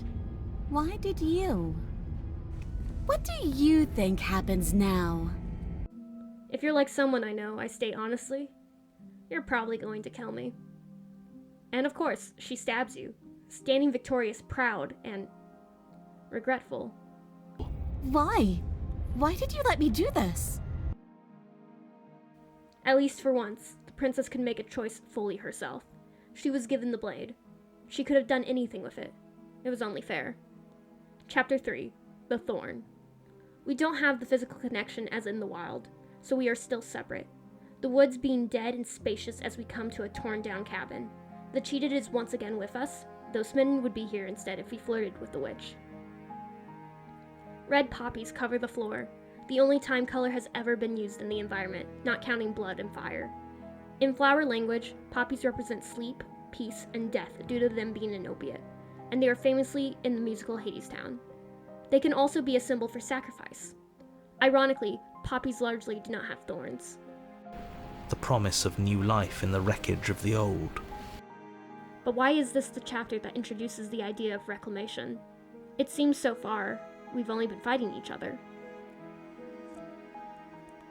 The knife is nowhere to be seen, so we go into the basement. The branches and roots are replaced with large vines with spikes and thorns. We hear the thorn, tired. I can't get away from you, can I? You betray me, I kill you, and you come back. You let me kill you, and you come back. I don't know why you let me do that. I don't know what you want from me. I don't know either. We see the princess, wrapped in thorns, blood pouring from cuts all over, and she is holding onto the pristine blade like her life depends on it. Did you know this was going to happen to me? The player did know something was to happen. The finding of the vessels was never harmless. I'm so sorry, I want to say. I offered to free her instead. We already found a new vessel. There is no reason for more harm. I want to trust you. I'm so tired of the bad blood between us. But it's hard to let it go. You've hurt me. And I've also hurt you. You eventually convince her to give you the blade, and she is staring at you, ready for the cycle of betrayal to start anew. I cut her free. She can barely believe it. I just really hate the people who put us here, I tell her. We picked certain different dialogue choices and gained smitten. Then when we cut her out, we finally get the option to put the bad blood to rest, and you can kiss her. The narrator is forced to describe the big moment as the voices cheer the two of you on. Come on now, this is the big moment! You can do better than that. Ugh, fine. You and the princess lock eyes and stare deep into each other's souls with all the roaring emotion that comes from letting what once was hatred turn into pure, unbridled passion. Are you making fun of us? And then each of you close your eyes and kiss. Words can describe neither the nuclear fire nor the oceanic depth of your connection. Please. I think he actually likes romance. If history itself were not about to end, historians would document this moment for the rest of time. Musicians would write era-defining ballads, and great artists would expend entire lifetimes trying to merely capture the spark you hold right now. While it is used to crack jokes, this is a rush of relief after loops and chapters of fighting. The narrator tries to stop you from leaving, but the will of gods is stronger than him, and you see the princess bathed in stars once more. We're finally leaving here together, aren't we? And all we had to do was trust each other. It wasn't easy, but I'm glad we finally could. The narrator calls us murderers, but this is what we deserve, to enjoy the time while we had it. It never gets easier as the world turns cold.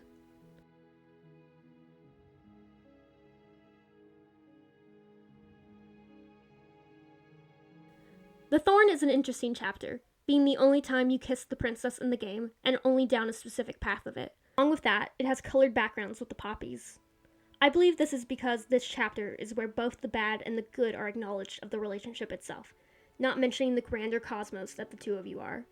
This is where the love story has an ending, whereas happily ever after is a question in what will happen after.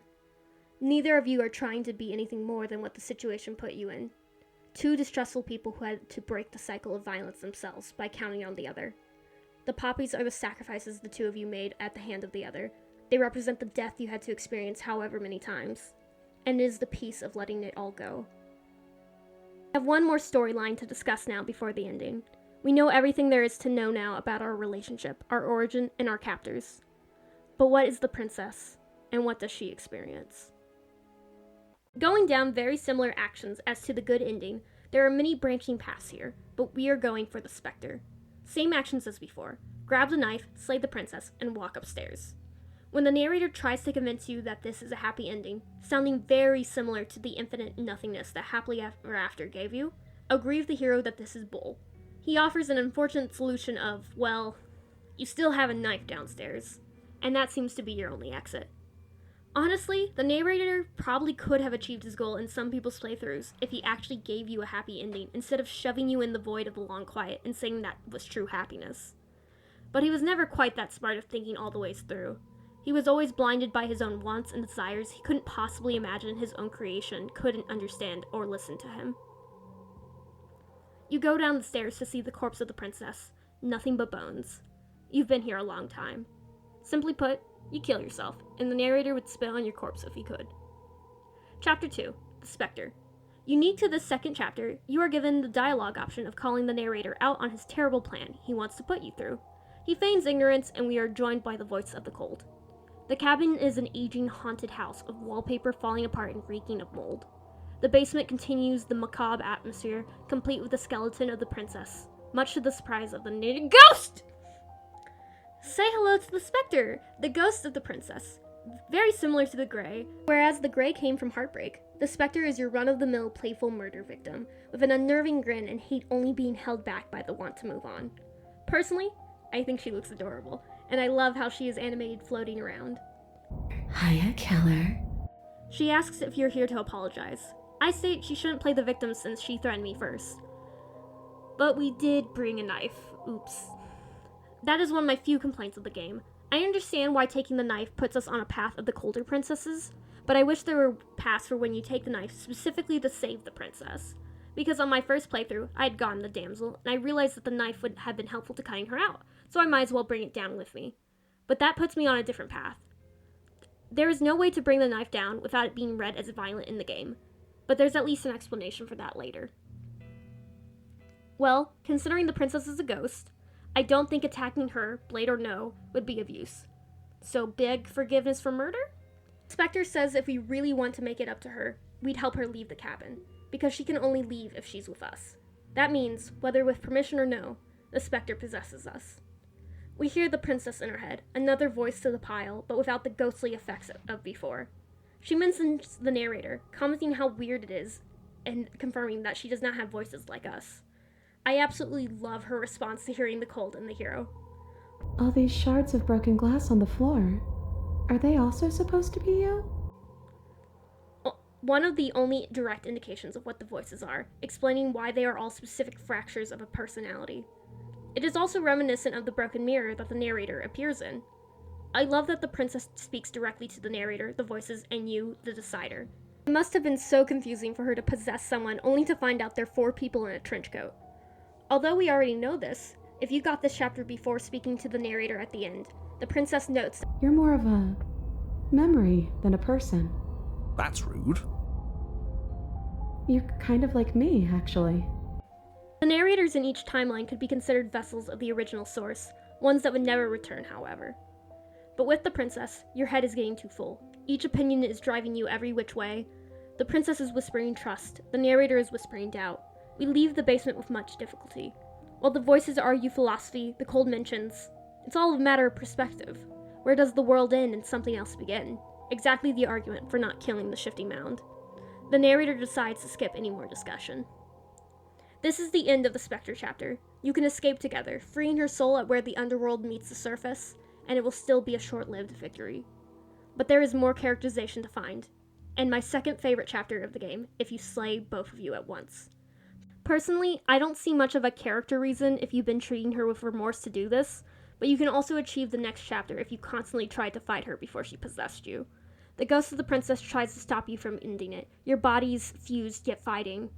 When this happens with the wild, you two didn't make it out quite the same. The narrator is gone, leaving the game to describe as you bleed out. You have been stripped away from yourself, or stripped away from something that used to be you, or stripped away from something that used to be important. It always hurts to forget at first, but then you forget the pain. You see something, a bubbling mass of blood and feathers. Is that you? The princess had ejected herself and accidentally taken you with her, switching your roles of you riding along in her head. For the first time, we see what we truly are, and it is a monster. It begs the question, if you're with the princess and the no voices, who's making the decisions in your body without the decider? The princess realizes that you are still together, so you can escape. She is desperate, wanting nothing more than be free, not knowing that it's pointless if she does. The voice acting is heart-wrenching as she begs you two to get out of there together before your original body dies and the loop resets. We are now in the cabin, chained to the wall. We see and experience what the princess has been this entire time. She has no narrator, but some cosmic force leaks into her mind. It is quiet, and you are alone. This is what you deserve, this is what you deserve, this is what you deserve, over and over again. The construct was created to kill her, and all that hate and malice of the narrator was poured into the bones of the world. The narrator viewed the princess as the end of the world. The shifting mound viewed her as an ends to a mean. And the decider, well, we're the only ones who've seen all of her. The princess in this chapter can be one of two personalities, either her soft or cold one, depending on if you stabbed her. Personally, I think it makes no sense for her nicer personality to be here, since you had to kill her at least once to get to this chapter, but it makes for nice replayability. This chapter isn't about strict canonicity, it's about exploring the princess, so you need to see her two main personalities interact. Here, we have the nice personality who justifies her calm towards you as realizing that you are stuck just like her. She comments that something about you being in here just feels right. You two are meant to be together. Let it go, just like she has. You ask if she's a ghost, and when you look down, you see her body flickering between alive and dead. Whatever controls the world hasn't decided what she is to be. She is not unnerved by this, clearly used to appearing different after a loop resets. Now, to be extra meta, it is revealed that the chapter title cards are in fact canon and an in-universe thing that the decider is aware of, as we comment that maybe the chapter hasn't started without one. I will now let this discussion play in full, as it is adorable seeing the two being able to interact with no worries or threats. I've never gotten a title card. What did yours say?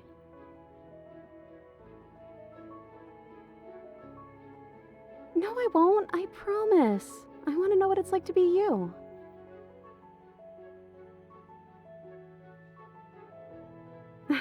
Well, the first one is sweet. Look, it would have been very sweet if things didn't turn out so violent. But that doesn't mean that things can't get better from here. I think we need a new title card, though. How about Chapter 3, The Princess and the Dragon?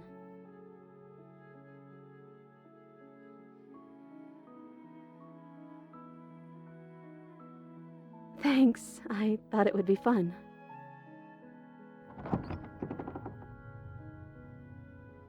And right on cue, the chapter begins as the two of you hear creaking from upstairs as something massive entered the cabin.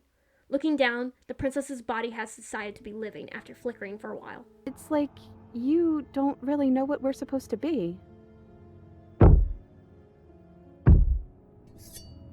You hear a slicing noise, and the princess knows it's the knife, explaining how she knew whenever you had it, even if you kept it hidden. Slowly, with heavy thumps, whatever you are descends the stairs. What we have only seen in first person or in brief reflection, we get a full sight of what we are.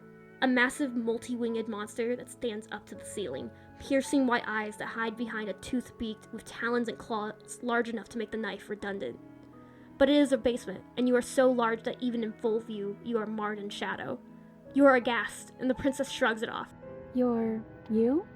You've always looked like this. You're scary sometimes, but looks only matter so much.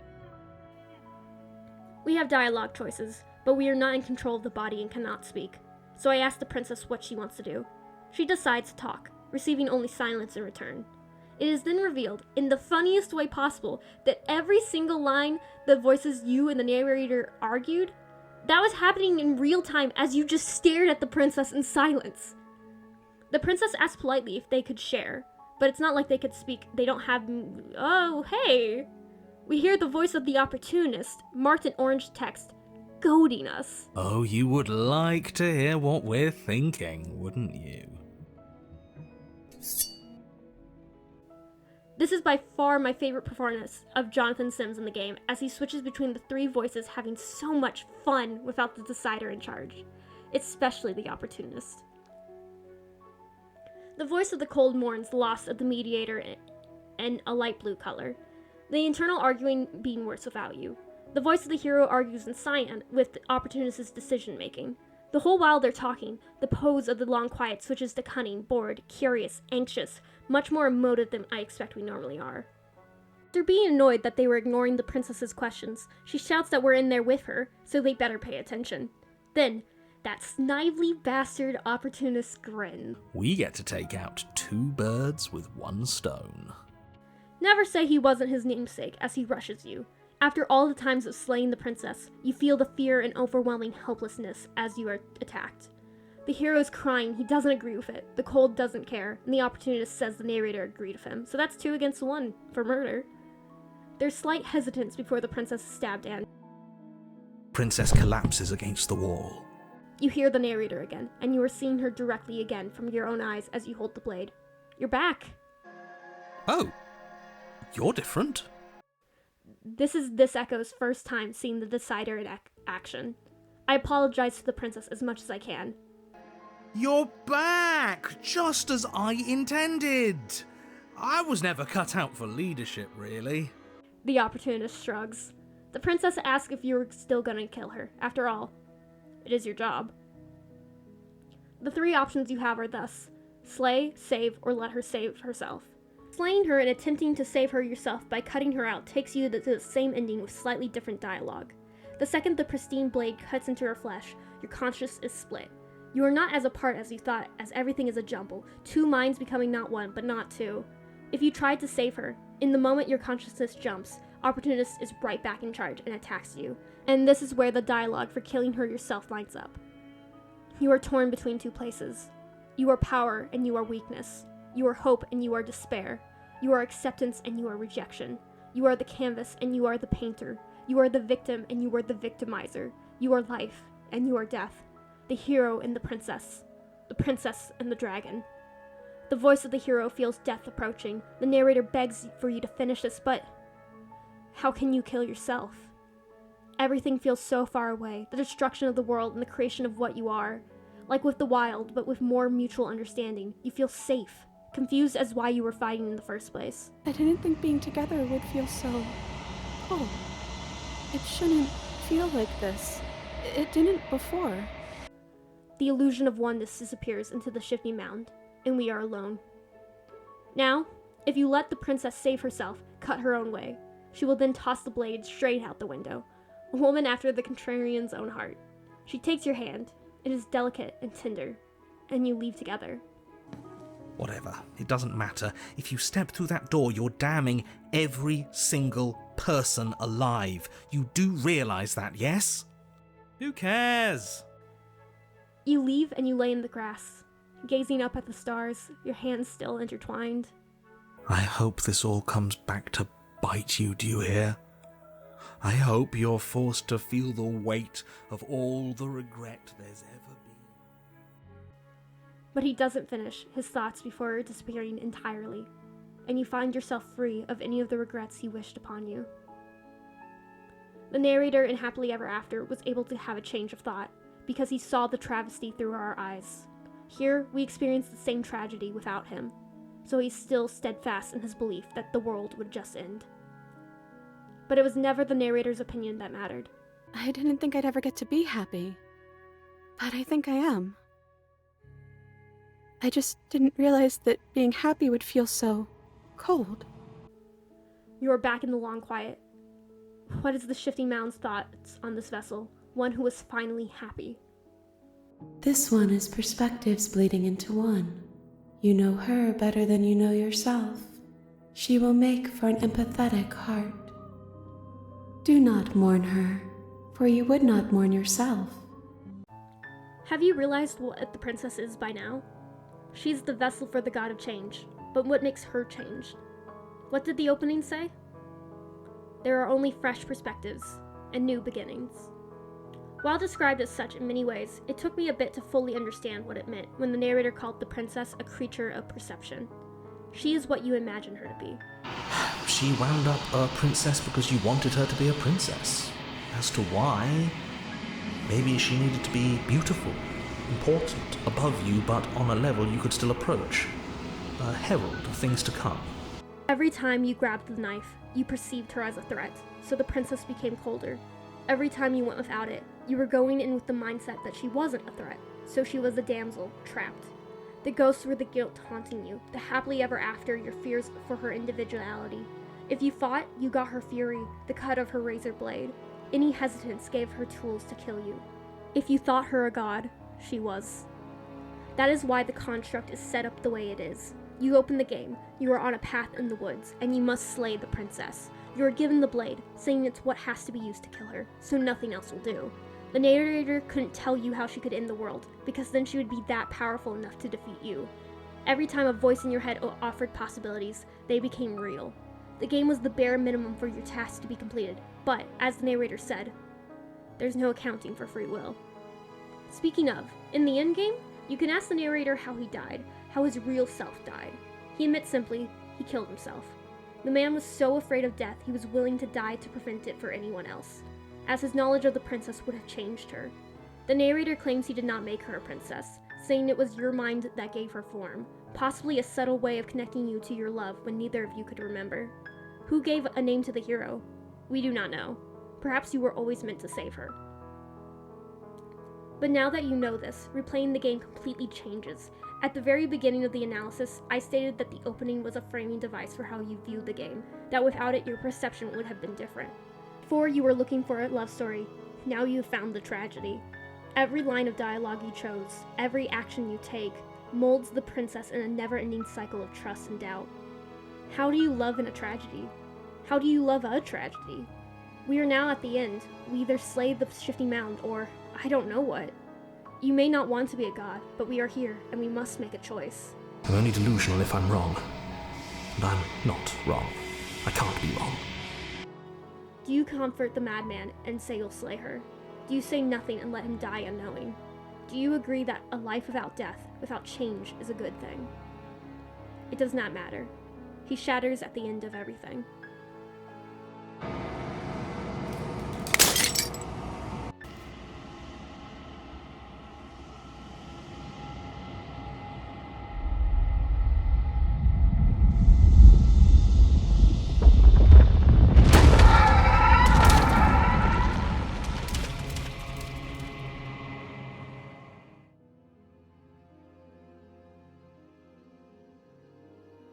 I can finally see you, and you can finally see me.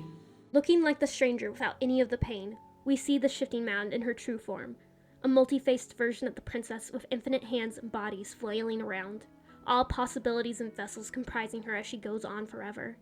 I've missed you dearly, she says, finally some emotion beyond herself.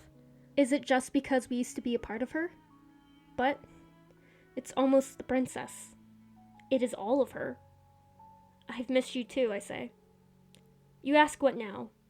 Ever the passive player, always reacting and never acting. But it's woven into your nature, isn't it? The game is stating that despite the player being the deciding factor of what happens, technically all of your choices were in response to what you saw or what the voices made you think. It is a different way of looking about things, that being active is simply being reactive to someone else. I do think the shifting mound is being a bit high on her horse, however, because her next line is saying it's our choice on if we slay her, ending death and meaning, or free the both of you from the construct. After asking her a few questions, she sees that you are not quite sure of what to do, or that you don't understand the world as she does. So she seeks to convince you. You see flashes of the vessels you've encountered, from the most recent to the very first. They are the visions from the perspective of the princess in her final moments, all arguing the shifting mound's dominance. You see the princess from Happily Ever After, staring down a long table. You see the stranger's arms fighting, reaching, helping the long quiet. You see the apotheosis tossing you away into the world beyond. You see the gray as you both burn together. You see the prisoner, only one hand raised in defense. You found me, she mouths. And we chose to trust each other for no reason than the sake of believing in something that wasn't us. Nothing is immutable. Everything that is exists only in relation to everything it isn't. What do you do? My emotions on the shifting mound have mostly been consistent, going from confused to angry. Here, she's continuing to be vague, speaking down on you as if you have a second opinion, and defending the harm done to the vessels. She did not convince me of her argument, but I didn't agree with the narrators either. There must be another way. What I offer you is not perspective. It is truth, says the god of change. She just became as arrogant as the narrator. Whatever you're trying to do right now, you don't have to do it alone. The voice of the hero appears, for the first time ever past the mirror. Which hero are you, you ask? All of them? I assume in the same way that you're all of you. He is the concept of being a hero, something you needed in the same way you needed her to be a princess. Regardless of how he got here, he states you need to talk to the core of the princess, as the shifting mound was too much to be reasoned with. The piece of you that remained in her when the narrator split you was still there, and the hero uses it to take you to the heart. And we are in the cabin. We are in the path. We are in the woods. We are in the cabin. The windows are covered with vessels, but it is quiet. The hero offers to narrate for old time's sake.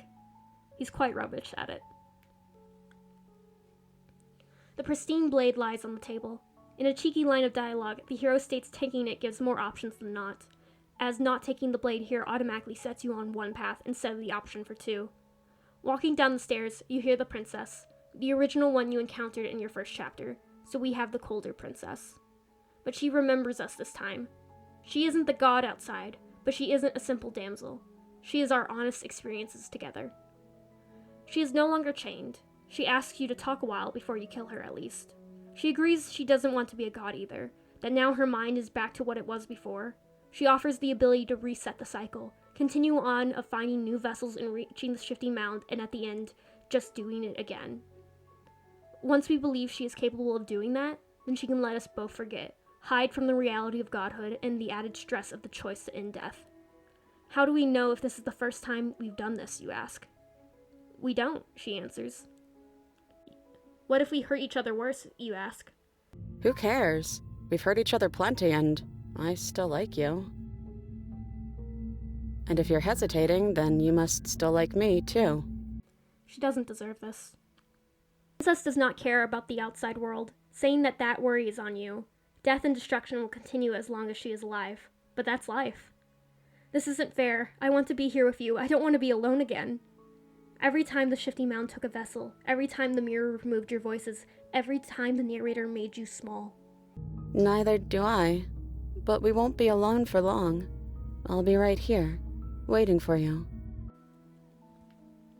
In Hadestown, there is a theory that the musical is in a time loop, that every time Orpheus fails and turns around, he comes back to save her. No matter how many times he failed, he tries again, and it is the love that keeps Eurydice waiting, even if it's all pointless. You ask if it's too late to change your mind, to be a god with a shifting mound, anything to not kill the princess or to forget her. Yeah, she admits with a sad smile. Maybe next time. She takes the knife from you, and before she resets everything you say, I love you. Oh, I love you too. Chapter 1. The Hero and the Princess. You're on a path in the woods. And at the end of that path is a cabin. And in the basement of that cabin is a princess. You're here to slay her. If you don't, it will be the end of the world.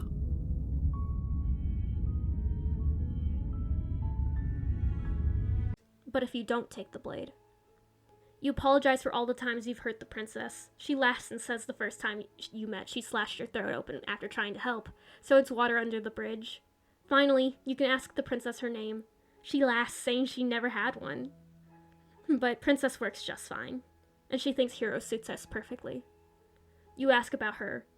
What do you do? I don't think she's the sort of thing you can really disagree with. It doesn't matter if she's right or wrong because she exists. She is the immovable object and the unstoppable force. Even the princess says she'd probably lose herself if she knew as much as she did. It is unfortunate, but the princess admits she doesn't want to be her. And I am stuck with the fear of all the vessels felt as they were taken away. What if we just leave, I ask? What would even happen if we leave? What would that even mean? You take her hand. I don't know. It doesn't matter. The unknown is the reason we should. I want to walk through that cabin door, as we are, just you and me. It might be against the laws of nature. Eurydice died naturally and fairly went to the underworld. But Orpheus came regardless. He found a way, and he made it so close, and sometimes he does turn around. But only to hug his wife after making it to the surface. Successful. If there is a chance, if there is any doubt that something could happen, then eventually, one day it will. you open the door together, and that is all the audience deserves to know of the fate of the hero and the princess. Alright, now that you know the game, start to finish, it is time to go back and explain things and theorize on parts that I don't fully understand myself. What was up with the mirror? As I read it, I believe the mirror is how the narrator viewed into the world, as when you peer into it at the end you see him. He did not acknowledge the mirror because from his perspective, it didn't really exist in the setting, just being his vantage point, and he is known to ignore details that he did not find favorable. Notably, it is repeatedly made clear that the voices and you cannot see what is going on without the narrator describing it to you. So the fact that he doesn't describe the mirror, but you can see it, it could mean it's unique to everything else in the construct. As for what it means when you look into it, the dialogue you receive of, it's you, you've grown, you've withered, you've unraveled, appear in that order every time. And honestly, I have no idea what this means. My theory is that it was inspired by Undertale, as there are other gaming references in Slay the Princess, but in universe, my best guess is it's a way to showcase the Lone Quiet slowly waking up to his potential. It absorbs the voices whenever you approach in the end, as they are shattered pieces of yourself that you need in order to be whole. The hero can return at the end because the mirror was shattered, and or they were always still a part of you, just jumbled up. For the endings themselves, I showed you my personal favorite of leaving with the princess, but there are many more. You can kill the shifting mound and see the world beyond as its sole god ruling over endless life, or you can leave with her and rule as two, knowing that whatever world you'll be in will change for better or worse. And of course, there are variations depending on which dialogue you choose. My most major critique of Slay the Princess is that I think the finale is underwhelming, not visually, as it is stunning. In a game where it's the journey that matters, not the destination, it's not the most important aspect to focus on, but I think it should be mentioned. I don't believe the narrator made a good argument for why death shouldn't exist, and I don't think the shifting mound had any dialogue that was necessary for convincing to one side or the other. It very much felt like the endings are there because you can choose to kill her, so that is an option, but not with a character reason as to why. A through line in each time you see the shifting mound where you can say you'll kill her at the end, but that's before you know what she was, so there really isn't any reason for you to follow through on besides spite. The closest I got to wanting to kill her was because I felt such anger and hatred towards her for taking away the vessel.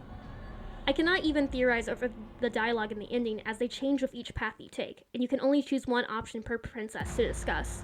Most of what she says is vague and nonsense, which you can point out, but that just means I'm reading the same dialogue that doesn't matter, only with different flavor text. I do love being able to see through the eyes of the princess as she explains her point, however, as seeing those before experienced the princess and the dragon was a shock. With those points over, it is time for the final analysis. How do you love in a tragedy?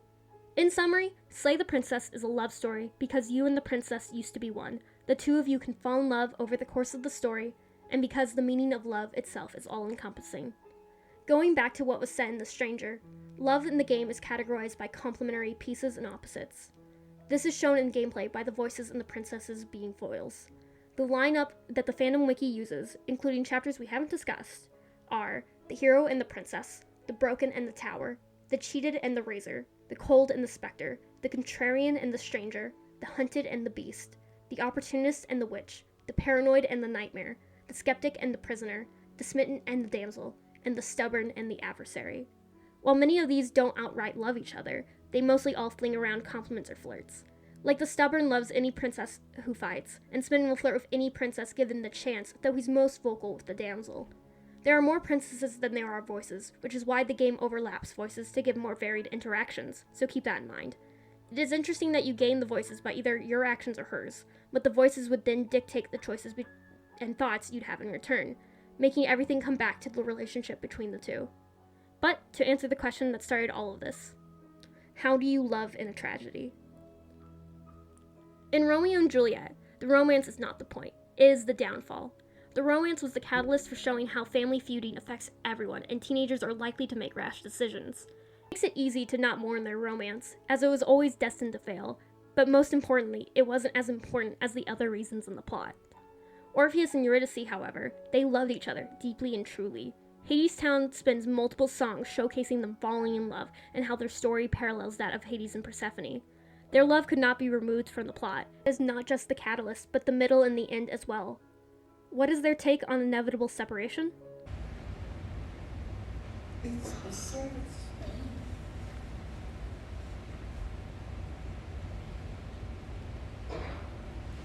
The sad tale.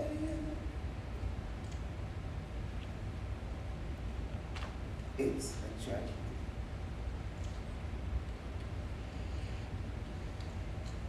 It's sad.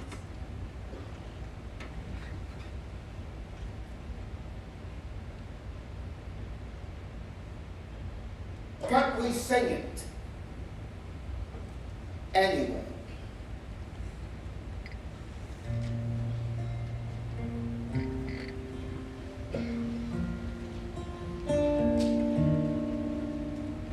Because here's the thing, to know how it ends and still begin to sing it again, as if it might turn out this time.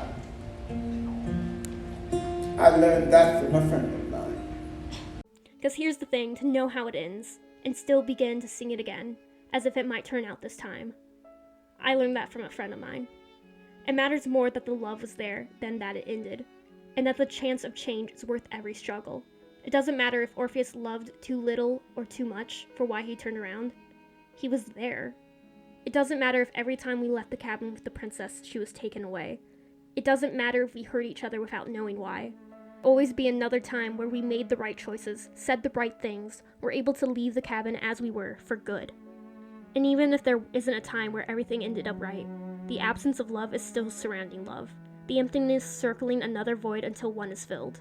For one brief, shiny moment, the princess and the long quiet danced under the stars. They laid in the grass, they held one hand while the other bled. And they said they were going to do it again. Thank you so much for sticking through all of this. Slay the Princess is one of my favorite games, if that wasn't obvious, and I loved how much it made me think. For those who are still interested in playing, I only described a little over half of the chapters you can reach in the game, along with all the variation and dialogue choices I didn't choose, so I'd highly recommend it still. You'll most likely find more very easily. Even writing the script, I came across new lines that I didn't know existed. Not to mention, simply replaying the game with the knowledge of what's happening makes your perception of it completely different. That's why I love watching my plans, it's the thank you, I don't have to re-record this. That's why I love watching my friends play the game blind. The experience of learning is its own fun. Special thank you to Monty Zander, my favorite YouTube video essayist whose work inspired me to make this video. I highly recommend his Bioshock critiques and his podcast Lore Dump. Thank you to Flawed Peacock and his analysis of Who's Lila. Slay the Princess and Who's Lila share many traits, and his analysis was perfect to show off comparisons. Plus, it's a great video. Also, despite this being a very long analysis of the game, I would not consider it comprehensive. The narrator deserves his own analysis, along with the shifty mound. A discussion could be had about the nature of free will or the concept of perception against another, concepts I only briefly touched upon here. That's why I love this game so much. There's so many things to discuss and look at, but still going back to the core of the main themes, all wrapped in a beautiful package. The soundtrack is on Spotify, please go listen to it. When you finish a playthrough, the credits even give you a custom track list for all the music you encountered.